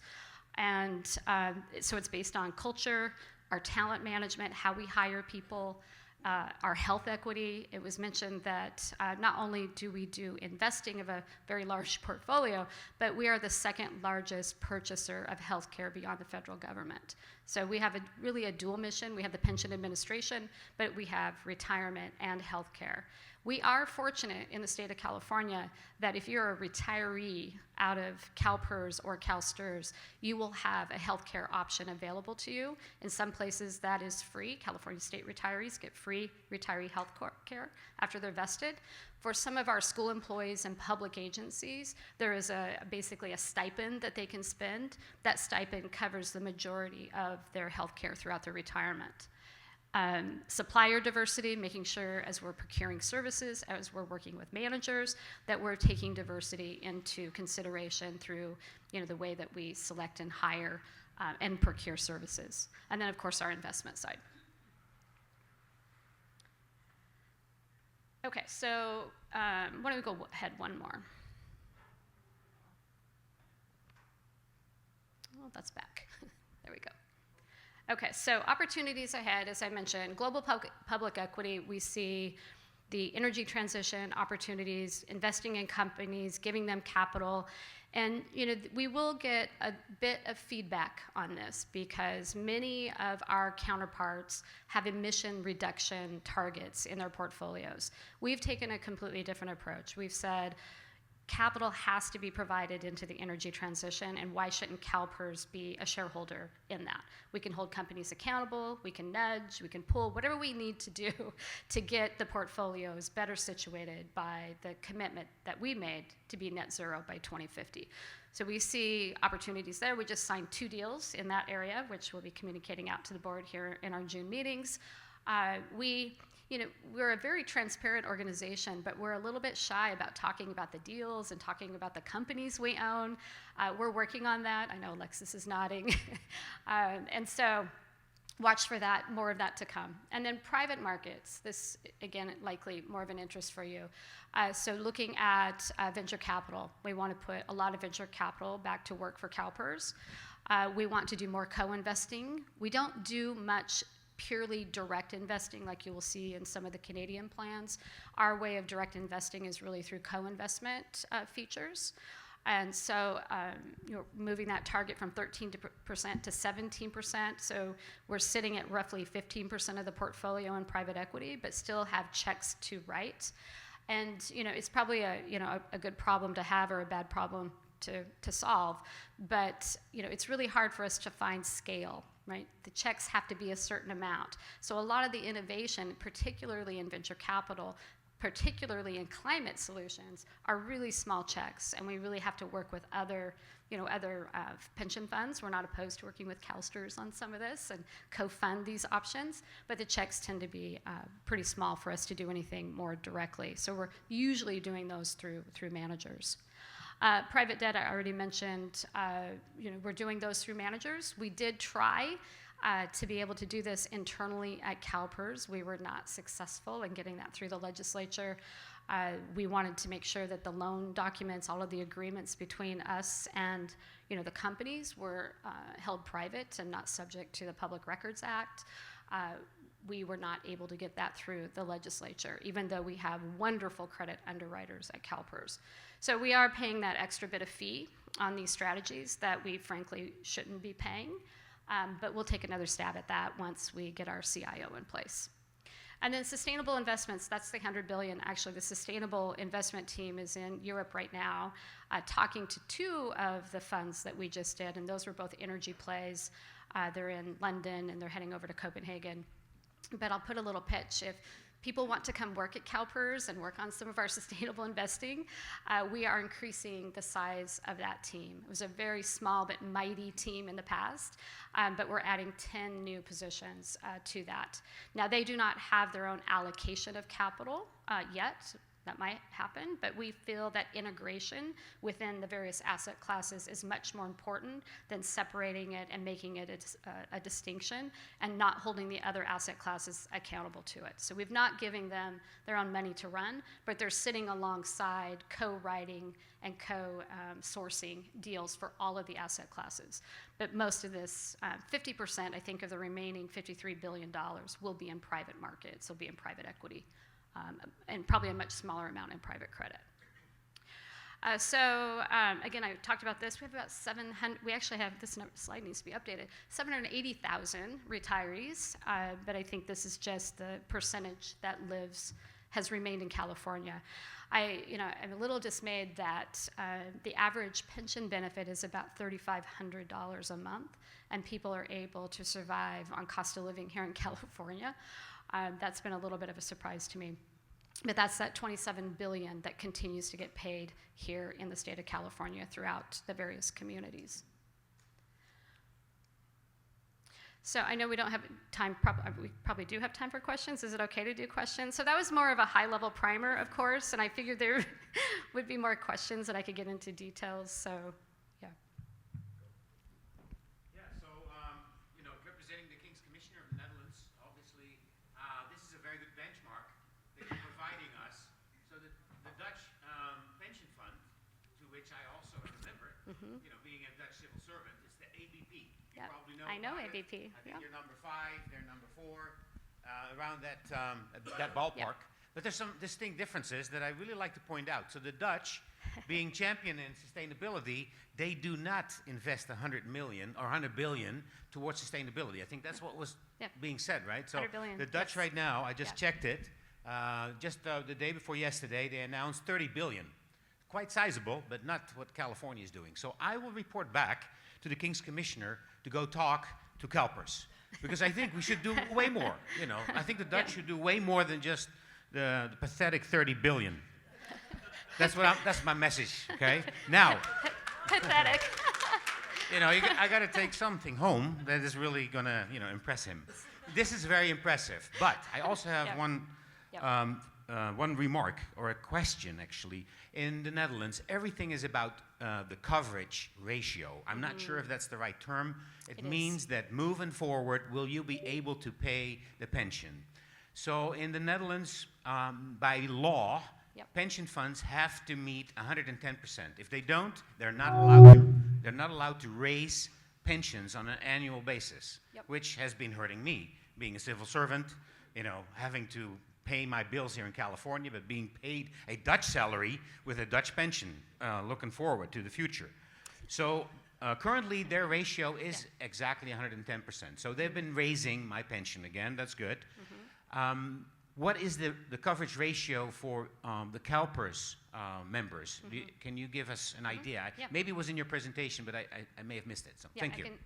Thank you for that question. It's 74% funded. And when Governor Brown was in office, he created a new tier in the pension plan called PEPRA. I'm a PEPRA member, which means the benefit scheme, as the Dutch would call it, but the benefit design came down. And so the liabilities associated with those payments are much lower than what is called the classic tier. So over the next 10 to 12 years, we will be on that course, assuming our economic and demographic assumptions play out to be true, we'll be on course to be 100% funded in that 10-year time frame.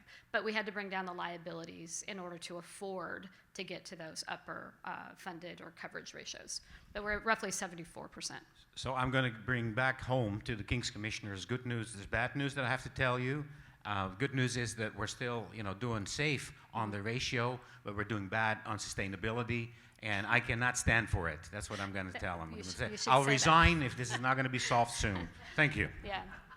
Well, and I don't like to, I want to give our team a lot of credit on this. The $100 billion, there isn't a pension fund that's doing this. We're the first. Yeah. Marcy, thanks a lot. This is really, really impressive. And I was aware of CalPERS, obviously, but I wasn't aware of these numbers. I have a question. Nowadays, thanks to the Biden administration and the great work that's being done by Governor Newsom and by Treasurer Ma, there's a new phrase that's going on, and please don't take it literally. It's spelled FOAK, first of a kind, and setting up a battery factory or setting up the kind of stuff that Ben was talking about, first of a kind, and we need that as we are doing the energy transition. So the question I have is actually a two-pronged question.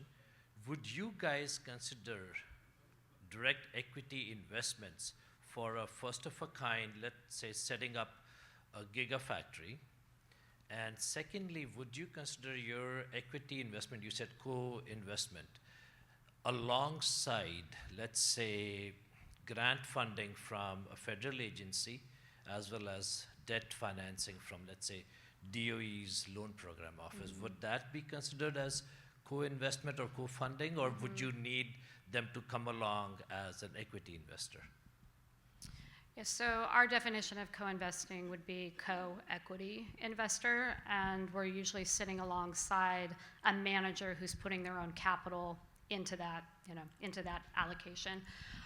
We are not staffed well to do direct. It's something that our former CIO, Nicole Musico, she certainly spent a lot of her career in Canada, Ontario Teachers, and we want to move in that direction. So where we focus right now is pure due diligence on managers, working with managers that, having manager selection processes where we have conviction in that manager. So we're on that journey, but we're probably 10 years out before we'll be able to do anything more directly, and we'll have to staff up considerably to do that. And we wonder, and maybe you can tell me this, we wonder whether we would find private equity investors if we were able to get the comp where it needed to be, which the board is not low risk on that. The board has been very good to say, we'd like to bring it in-house, what do you need? But can we recruit in Sacramento? Can we compete alongside those other GPs? Because effectively, we become a GP, right, in that strategy, but we also want to make sure that we can continue to work with our high conviction GPs. So I don't know if you have a thought on that. No, happy to talk to you about that. Yeah, okay. Yeah, yeah, thank you. Marcy, thanks for a lot of really good data points. So now I can put all my notes together. Just a quick question. Yeah. Is CalPERS currently taking any GP position in any of your private equity partners? And second, oh, sorry. I thought I was loud enough. Yeah, I told that I'm pretty loud. Anyway, so is CalPERS currently taking any GP position in any of the private equity partners, or is it still primarily LP? And also understanding that the sustainable team or mandate doesn't have its own balance sheet. So my understanding is that for any investments, it requires dual signature for that particular asset class and the sustainable head. However, does it require the investment to go through dual DD process or just a streamlined single process? Thank you. Yep. So I'll start first. We're only an LP still. We were a GP, maybe over a decade ago. Had some good experience there, and then also had some not so great experiences there. So we really decided to focus in on what we do well, and that's being a good LP, being a good partner, a partner of choice. Well, thank you. And then it is a single process. And so even though Peter is sitting alongside, say, an Anton Orlik, who's running our private equity program, it is Anton creating all the due diligence that then goes to our, what we call the IUC, the Investment Underwriting Committee. And it is approved there. And then Peter becomes an endorsement to that deal. And he and his team are research providers. And, they do much of the analysis on the deals from a climate standpoint, from a DEI standpoint, and then they sit alongside, but they do sign off on it. Peter Cashin, who's the head of our SI team, does sign off on those deals, but it is a single path to the IUC. Yeah. All right. Well, thank you all. I appreciate your time. All right, I've been reading over this next gentleman's bio, and he indeed has an impressive resume. Thomas Chen is both an MD and a PhD. He has 30 plus years in medical and clinical research experience, and he is a USC tenured professor of neurosurgery and pathology, specializing in neuro-oncology and spine surgery. He is now the founder, CEO, and CSO of NEONC, that's N-E-O-N-C, and Thomas is now going to come tell you all about NEONC and why you should invest in it. Mr. Thomas Chen, Dr. Thomas Chen. So first of all, I want to thank everybody for attending this conference, and I'm very honored to be a nominee for the Medical Breakthrough Technology Award. I want to, since we're talking a little bit about sustainable investment, I want to talk about sustainable investment for you, and that is basically our brain. Okay, and we have various diseases of the brain. Yeah, I'm sure you're all familiar with Alzheimer's disease and brain tumors. What I do is I do treatment and surgery for patients with brain cancer. And I've been at USC since 1997, and I can tell you that from the standpoint of treatment for brain cancer, we really have not made that much improvement in terms of survival, despite advances in our technology for surgery, radiation, and chemotherapy. And what I'd like to do today is to tell you about what we're doing with NEONC technology that I hope to advance the survival of patients with brain cancer, but I'm also going to talk to you about what we believe would be a technology for treatment of brain diseases in general. So first of all, I want to talk to you about a patient, because that's what I do. I see patients. This patient is a patient that is 63 years old. She lives in Seattle, Washington. She presented initially with seizures, and that's how they detected a tumor in her brain. And what happened was that she received surgery. She had 2 surgeries. She had radiation, she had chemotherapy, but her tumor came back. And so she was diagnosed with a malignant glioma, and she wanted to look at clinical trials. And what you can see here on the slide here is, there's no pointer, okay. What you can see in the circle there, that's her brain tumor, okay. And what that's the tumor that was getting treated, and that was the tumor that was growing.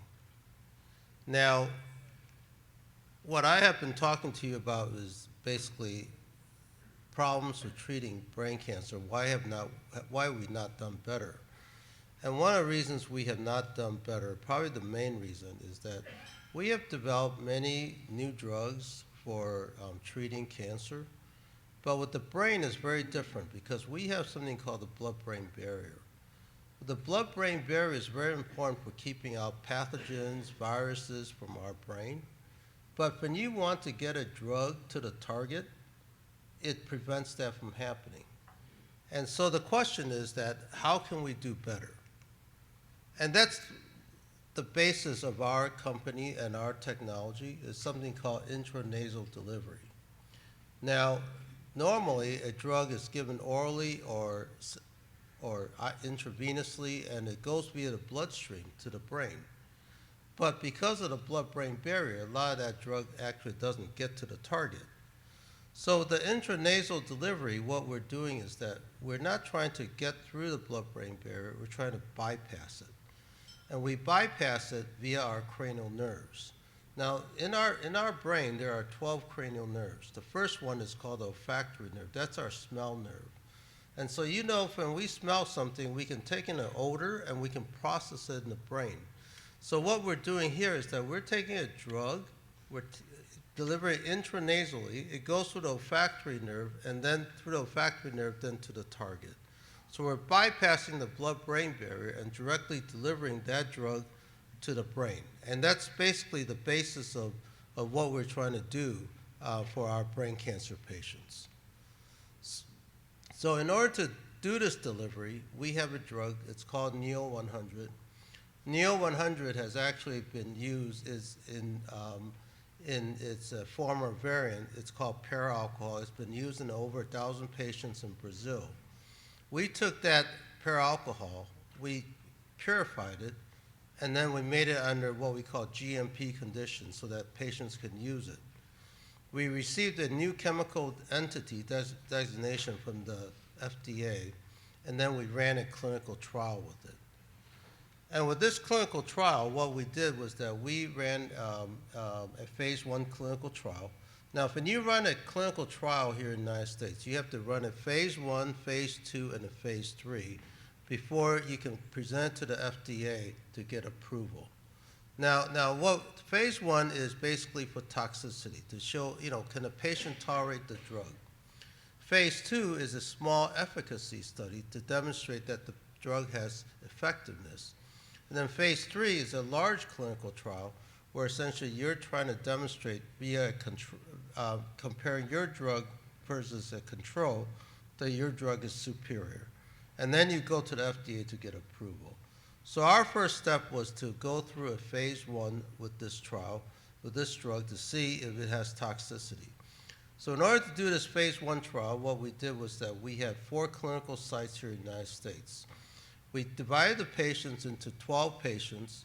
There were 3 patients per cohort, 4 cohorts total, and we dose escalated the treatment.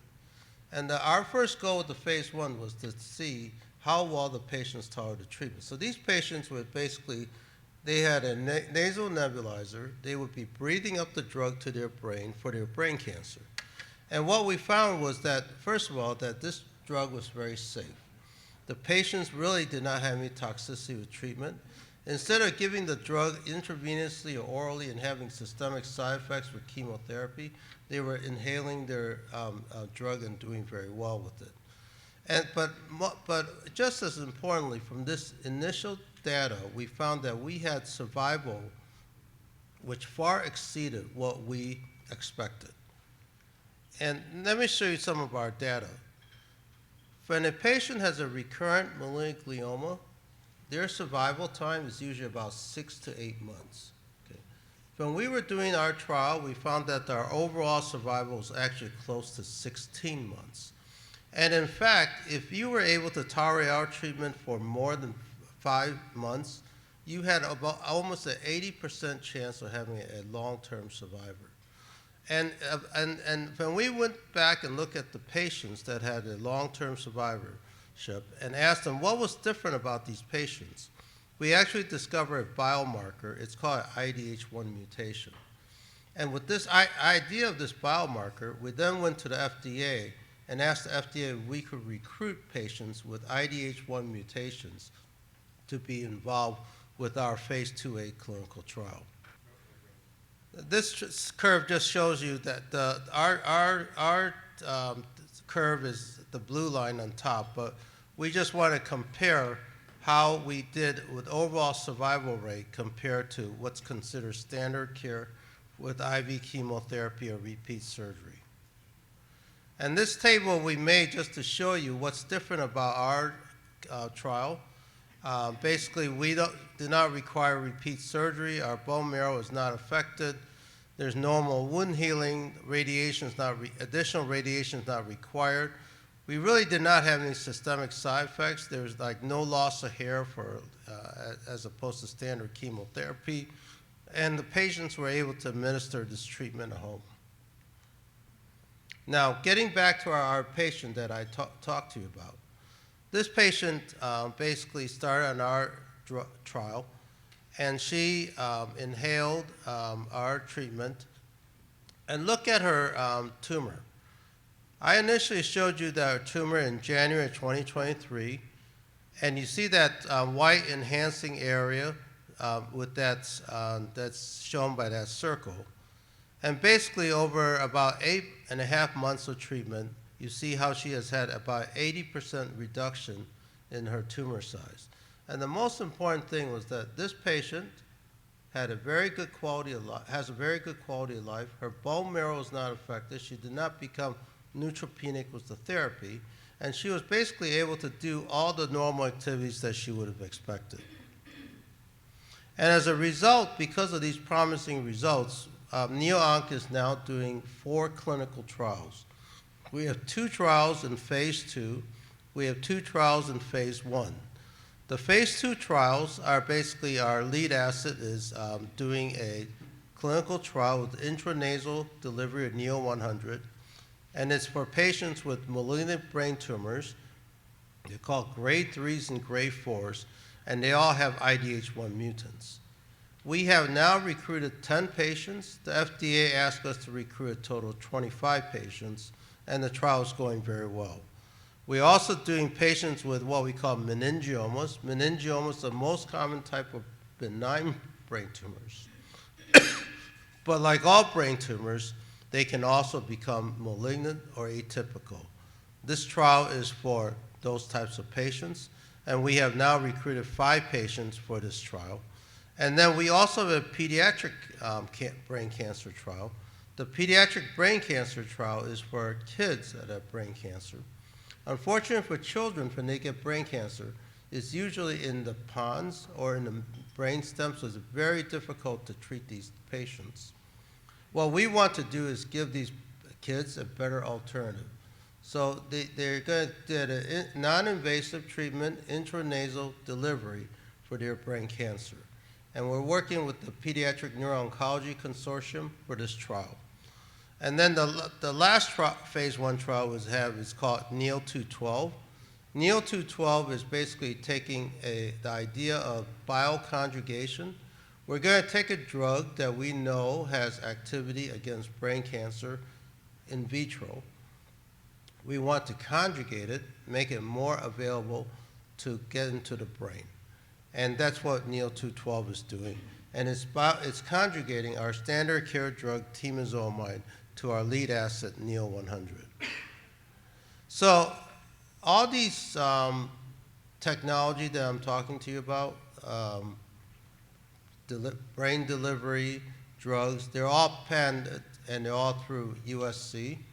NeoOnc Technologies basically licensed it from USC. So I want to thank you for your attention. I want to tell you that what we're doing is basically for brain cancer patients. But you can imagine what we're doing can also be applied for other diseases of the brain. But in terms of our brain cancer patients, as I mentioned, that we really haven't made that much improvement in their treatment. We believe that NeoOnc Technologies will offer a new viable alternative for their treatment.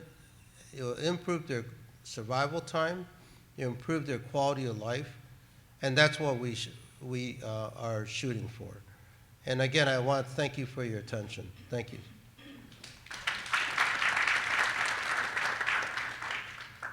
Yeah.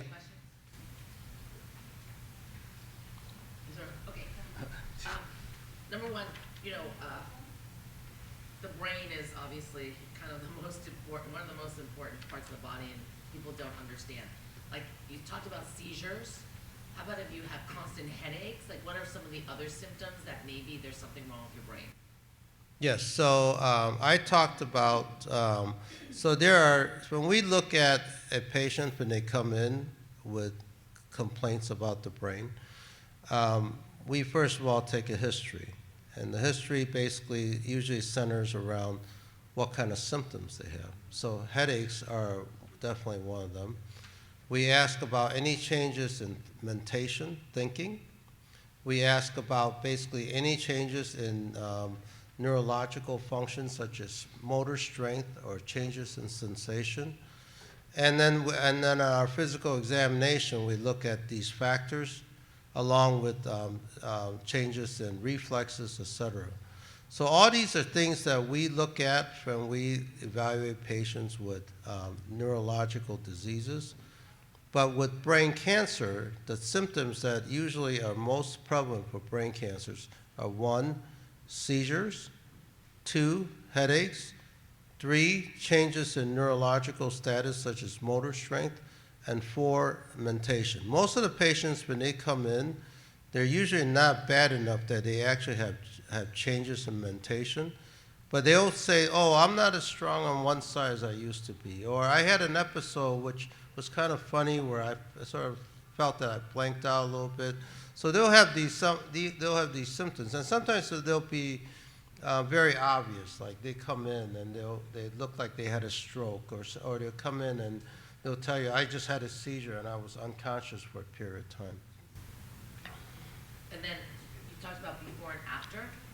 Survival rate, are they going to get cancer again, or will it go away, or it's always going to stay in the brain? So that's a great question. So basically, when we measure progress in treatment, your question is that, if a patient responds to treatment, what happens to their survival time? And so if they respond to treatment, we say that they are in remission. Okay, but a remission does not mean that you're cured. And so we always have to do monitoring to see if they go from remission to a recurrence of their tumor. And I failed to mention that the survival time when you get malignant glioma is still in this country 15 to 18 months. Okay, and we have had many notable people that have had a malignant glioma. John McCain had a malignant glioma. Ted Kennedy had one. Beau Biden had a malignant glioma. And these people had the best that this country had to offer, and they still died within that time period. Yes. Go ahead. Thank you very much for this. I'm a retired clinical pharmacist, and I worked in this area, so I know how profound this platform is. 2 quick questions. Are there any open trials right now for brain cancer? I wasn't sure if it was closed. And the second question is, as it relates to Parkinson's, that's a big issue with Parkinson's, there's tolerance of the drug regimen, and so now they're doing direct stimulation of brain function. Does this replace that? Okay, good question. So first of all, in terms of clinical trials, our trials are open, and there are other trials for brain tumor trials that are open, and basically the NIH is a very good site for all the trials that are currently recruiting. Now, in terms of your question about Parkinson's, we actually have a trial that we would like to do for Parkinson's patients. For Parkinson's patients, they take a drug as a first-line therapy, such as Sinemet. But these patients, after a period of time, they develop on-off phenomenon because it's not working as much. And so what we like to do with our treatment in terms of intranasal delivery is that a patient with Parkinson's can inhale something like Sinemet and not have all the side effects of L-DOPA treatment with a direct delivery to the brain. And these patients may not have to take the same amount of medication that they would orally. They can just go at direct delivery to the brain in a non-invasive manner. Dr. Chin, since NEONC has a cleared S1 and you're testing the waters, How much are you trying to raise in this IPO? We want to raise 75 million. In front of the question guy. Does the childhood brain cancer that you are studying, is it a rare cancer in which you could target a breakthrough designation, work with the FDA towards like an orphan pathway to be able to get to an NDA via phase 2? Yeah, Phase so the FDA, it is a orphan drug designation, and the FDA actually has a program where essentially it's called their breakthrough program. If you have demonstrated efficacy, they will give you a voucher, actually. The voucher that you can then share with a pharmaceutical company. And that voucher is actually worth $100 to $150 million. So that's how much emphasis the FDA has placed on something like this. 2 orphan drug designations in case you're seeking. Yeah. Oh, well, okay. So, first of all, we often do not know what the cause is. And you know that basically that there was a lot of work, like for instance, around cell phones and cancer of the brain. So that was something that people look at.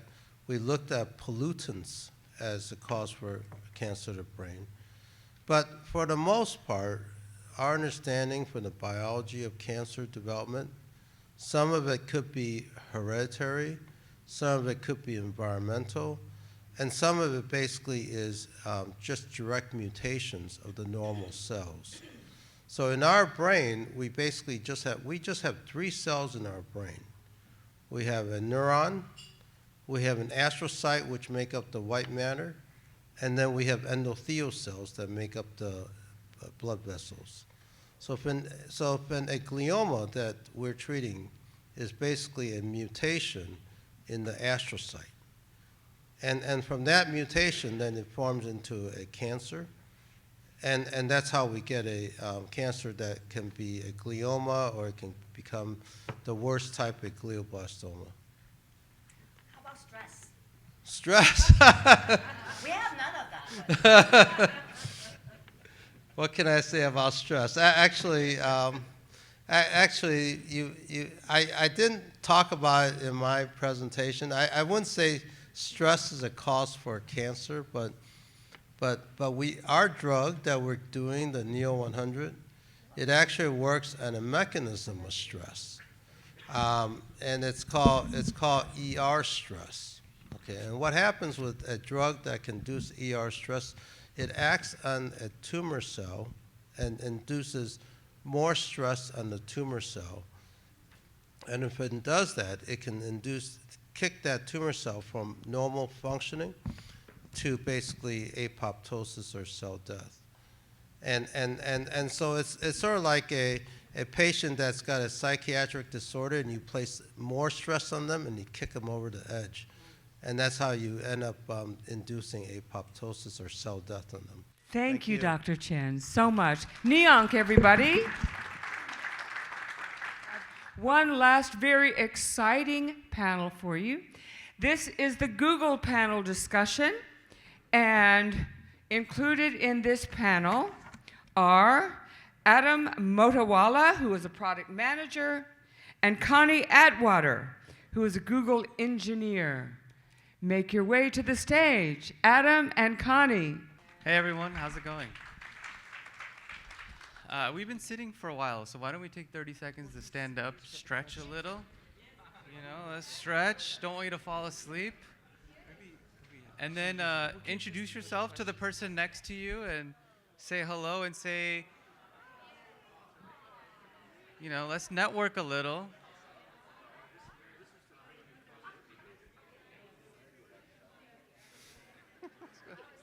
We gonna sit down? Yeah. Here, sit here. First, I'm going to call out the secretary, Fiona Ma. She talked about ChatGPT and not Google Gemini. That hurt me a little bit. I was disappointed in that, but it's okay. We're going to do a little bit of a discussion. So we have, or Connie, sorry. one quick disclaimer, these are our personal words. This is not from Google itself, because if we get quoted in the press, there will be repercussions. I just want to make sure there's a disclaimer from myself and Connie. These are our personal views. And so I'm going to be interviewing her. So she's an engineer who actually works in AI and kind of understands how it works, even though no one really understands how it works. And she's going to demystify it for all of us. So I'm going to ask her. And so myself, I work on customer service. And the area I work on is how does the LLM or the AI get hands and legs? So what that means is right now when you talk to AI, it'll give you an answer. It'll give you a smart answer. It'll write a poem. It'll write a book. But what we want to do is like, hey, how can I increase my can you tell the AI to be like, I want to increase my 401k from 5% to 6%? And will the AI do that for you? Or I want to pay this bill. And you tell your AI agent, can you pay this bill for me? And so what I'm working on is that, enabling it to do things for you, which may be good and may be scary, but that's kind of the work that I'm doing and what I'm leading. Connie, she leads all of the cloud work, so she works with a variety of customers in all of our industries, so she'll have a lot more insights. And she's also been working in this field for 20 years. Before this, she was at Microsoft for 10 years. And she's been at Google for the past few years. And she's also a lecturer at UCLA talking about AI and technology. So we're very lucky to have her here. And so she's going to get started, and I'm just going to ask her some questions. But first, she's going to try to demystify what is AI and try to define it for everyone. Go ahead. So thank you very much for this opportunity. And I know I am between you and lunch. So I'm going to talk about AI, but I want to talk about from a fun perspective. And also, there is a couple of panelists earlier talk about the medicine, the green power. Then I want to also share that how AI actually going to do that, because I think there is a lot of great fear about AI. And so let's talk about it. So what is AI? So AI essentially is a data plus a pattern on top of compute. Then you will produce some result. So, okay, so I sound like a nerd. So let me say it this way. So data, think about you are cooking. Okay, data is your ingredient. The pattern is machine learning. You heard about people talk about machine learning, ChatGPT, Google generative AI. Those are machine learning model. Those are recipe when you cook. Okay, so those like your ingredients, data, your machine learning model is your recipe, but you need to have tool, right? You cannot just say, okay, I got a whole bunch of ingredients, and magically it will become food to me. So then you need to write on top of tools. And the tools you use greatly impact how fast you're going to cook your food. So if you use like an air fryer, you probably cook food very quickly. If you do the slow motion, it may take a couple hours. So that is why there is a different company, different cloud company, they will talk about, oh, why is compute is very important, why you go with Google, why you do this way. The reason being that it's impossible for a company to own that much compute. And also, there is another side of compute we need to think about is sustainability. How green is your compute, right? Are you create a whole bunch of heat that you create global warming? So that is something to take into consideration when you think about AI. So I talk about data, pattern, the application of it. So the application of AI is you're actually using it at this moment. All of you are like chatting, Google searching, or doing that. That is AI. There is something in the internet or somewhere in the sky that is routing your message, encrypting your message, so it can go to the other end. So the application of AI, including that vision. So a lot of you have smartphone that you like to make you look better. You take out the wrinkle on your face, make you look skinnier. So that is AI. So a lot of people talk about, oh, I'm afraid of AI, am I going to take over the world? No, you are using AI today. You just didn't know. So that is the application of it. Another application of it is translation and speech. Actually, I think this is a very beneficial for an AI feature. Earlier this year, Google has, we have a conference. And in the conference, we have all the employees from all over the world. But the keynote speaker is an English speaker. So she delivered her keynote in English. But simultaneously, we have projection TV simultaneously translating the speaking into the native language of our employee. So the thinking about the application of how you think about AI. So we talk about food, ingredient, data, plus pattern, recipe, compute. Then you're going to apply that. So to me is that the way we think about AI is that we are using AI at a daily basis. The thing to think about AI is that how do we make AI better? How do we put guardrail about the application of AI so it will not be harmful to human beings? Right, so a lot of, like Google has our responsible AI principle. So foundationally, we put into the practice of AI, say it should not pursue harmful behavior. It should not pursue harm. So that is very critical. And I get some statistic from Stanford, the AI index study. They say we have increased regulation in 2023 to increase by, like before, in like beginning, probably a decade ago, we only have one AI regulation. But as for 2022, we have 26 regulation. So that is pretty good, very exciting, right? So as we get mature into the AI era, we want to come along with AI, but also put it regulation around it, so make it not harmful for human race. So, so it's like very much like when you use your appliances, there's regulations say you should not plug these. If you have like 110, you should not plug into 220. So that kind of regulation is what we are looking for. I want to come back to data. Okay, so we talk about data patterns, so there is a whole bunch of pattern machine learning happening. United States is still the best company United States is still the best country to invest into machine learning model because it produced the largest amount of machine learning model last year.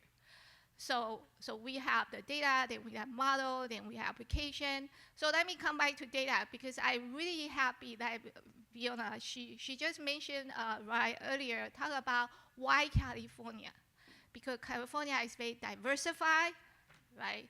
Then we have diversified, then we have a lot of talent here, and we have can-do attitude.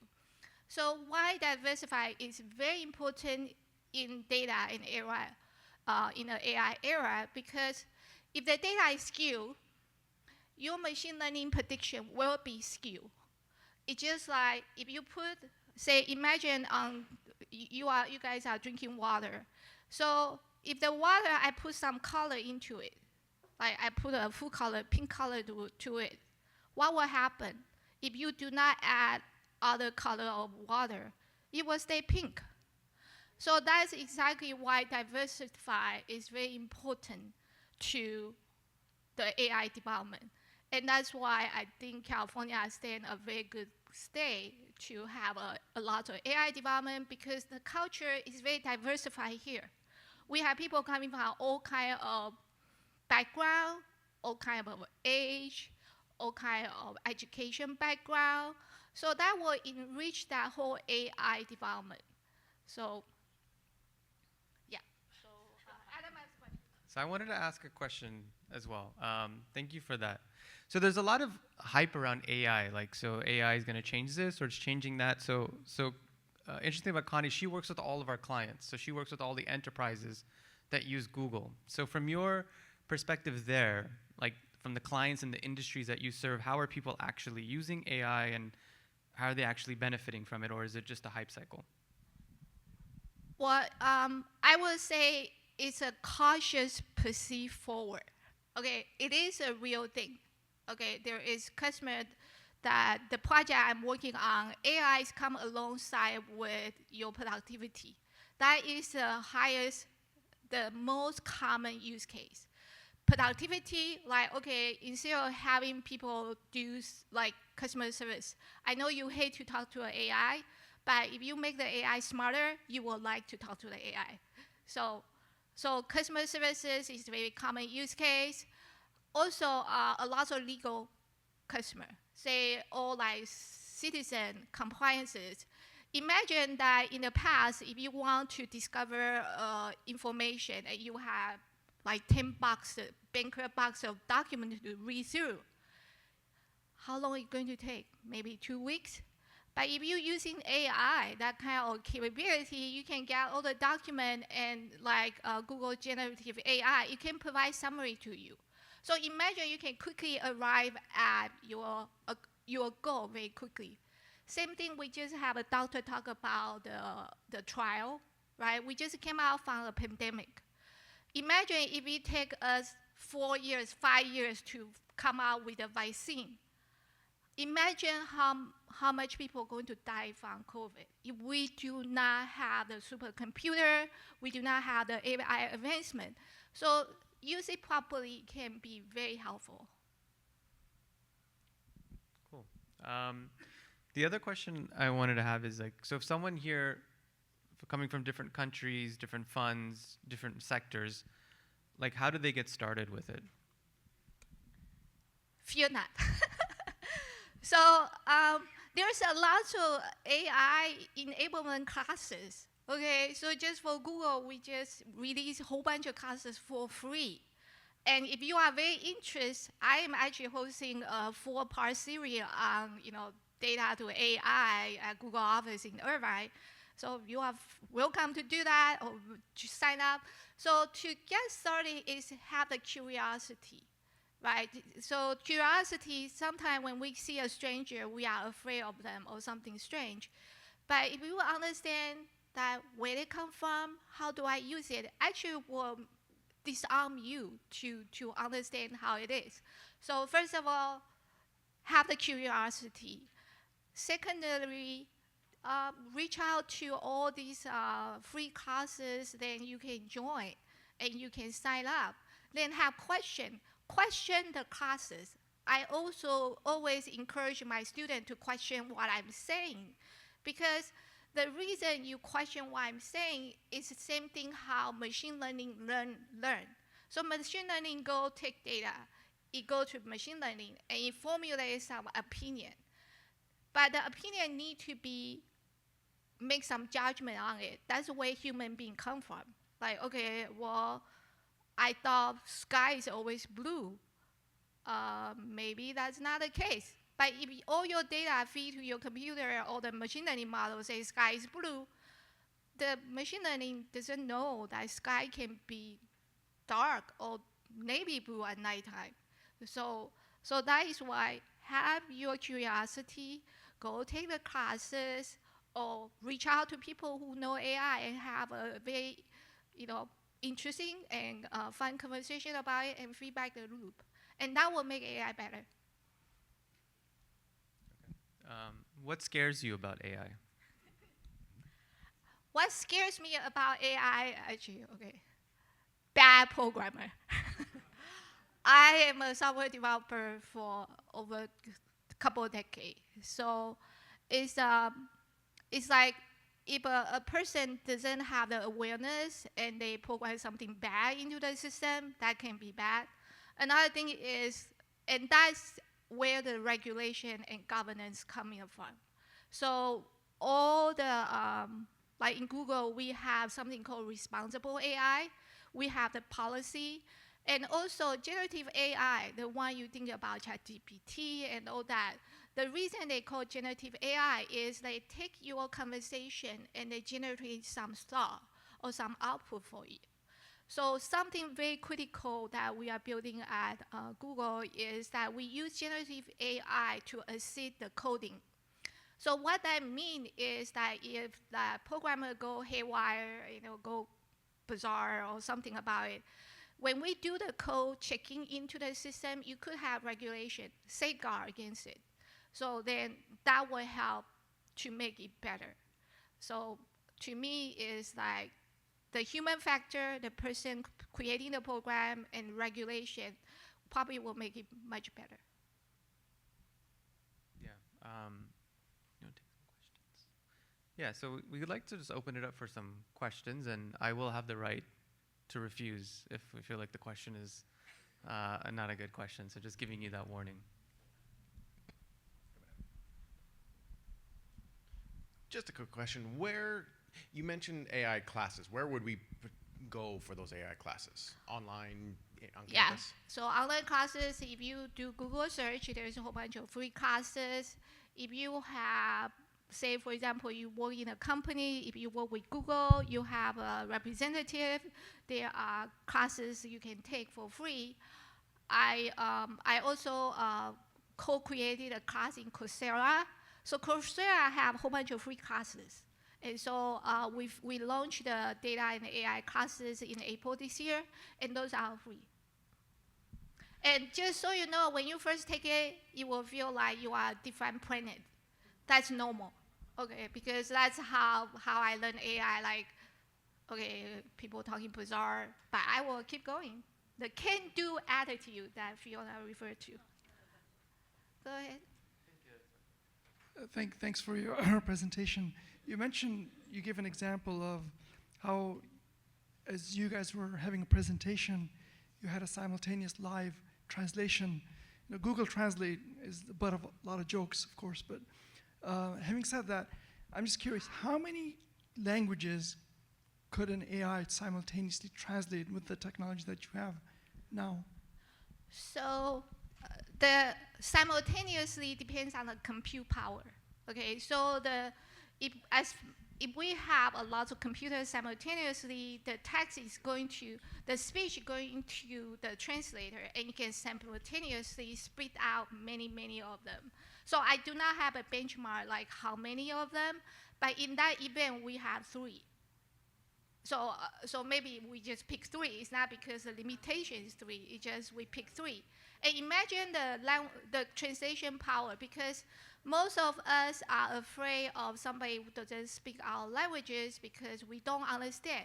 But if we can understand, that will, nurture the collaboration. Right? Collaboration is great, and then we can continue to move forward. Hi, Connie. Hi, Adam. I have a question. You work with large enterprises. What do you recommend for early stage startups, growth stage, and then as we go to scale, how we can implement AI? Most of us are already AI companies, but where else can we be putting that, and how can we be using it? Thank you. So you want to say, like, which area we think about AI going to go? Yes. Yeah, okay. Besides just being an AI company, like where else can smaller enterprises start using it? Yeah. Yeah, there was a couple of areas I think very interesting based on my experience with the customer. So I see a lot of companies going to do marketing with their AI technology.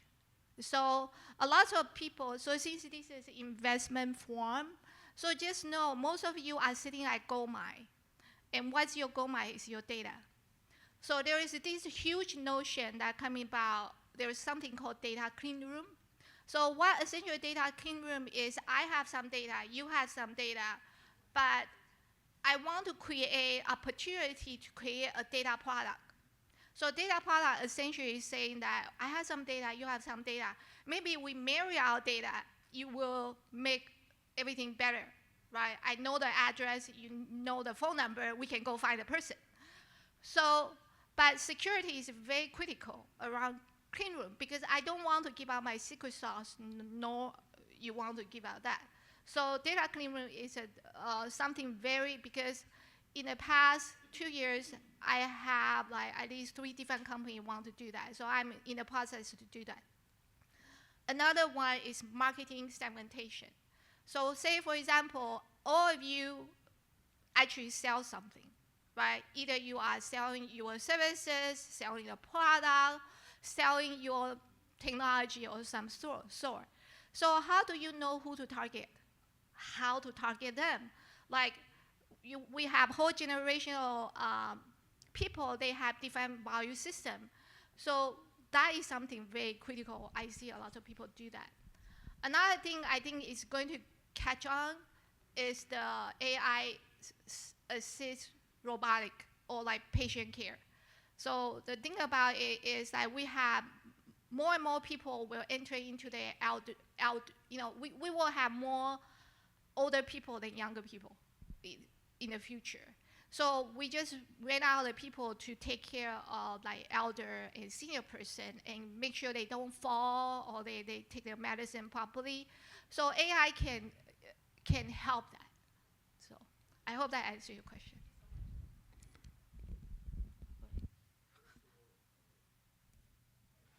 First of all, Adam and Connie, thanks for coming and supporting California Investment Forum. It's the first year.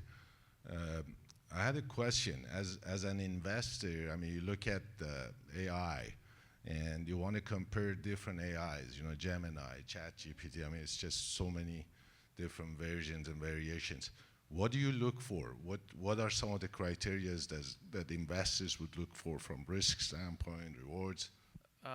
So one of the things is, to models like ChatGPT, Gemini, they're just going to become commoditized. They'll just be available. And so what's important is like what the company's doing on top of the models, right? So the models are just going to be like, you have the internet, is just search, like all the data is available. So will those models. But it's like what unique, it's just like any business you invest in. So like they're using the model to generate, or they're using it to power their application. So what problem are they solving? Are they solving a niche medical problem, a niche shopping experience, a niche energy experience? So like, are they actually able to solve a problem? So like, when you think of like a database, right? It's just like how all software has a database. So now the database will be these AI models. So it's just what are you building on top of it, and what problem are you solving? And it should be niche enough. If it's general enough, then the model can solve it on its own, and your business may not need to exist. So that's one thing. The other one is like compute. So Connie talks a lot about compute. So AI requires a lot of energy. And if you look at Microsoft just made a $10 billion energy investment. OpenAI has made a large energy investments. Google's investing a lot in energy. That's because they know for their AI to take off and to be relevant day to day, they're going to need a lot more energy than that's available today. So there's a lot of energy trends here. So like, I would also see if you're looking at AI, like how does that relate to energy and like that conflation? Because there's a lot of need for energy, and a lot of these bigger AI infrastructure companies are going to need energy, and where's that going to come from? So that's going to be a big problem that's going to need to get solved as well. Thank you so much for being here. We really appreciate it. So my question is about deployment based on a personal experience. So I was trying to use a vendor, and I went through this process that it transferred me to their artificial intelligence that couldn't quite understand what was going on. Through this process, the vendor said, yes, this transaction has been approved. And then I called my bank, and the bank said, yes, this transaction has been approved. And then I finally talked to somebody in the customer service department at the vendor who said, well, we have this barrier, we have this wall that checks everything, and it didn't go through that process of artificial intelligence approval, and so there is no transaction. So the question I have is, how can it be controlled that deployment of these mechanisms, if it's done too early, it creates chaos? Yeah, so the deployment of anything can create chaos. So it's not necessary for machine learning and that. So like I was actually talking about earlier about regulation and control. So one aspect of AI that is very good, and as a software person, I develop program, right? Write program, is automated test. So the scenario you just giving, apparently there is a gap. Something went through, but it did not get tested properly. So it got deployed. And you suffer from that instant. So AI not just going to create stuff, AI going to prevent stuff. So other thing I also want to mention, AI is very helpful to help you prevent hacker, ransomware. Why?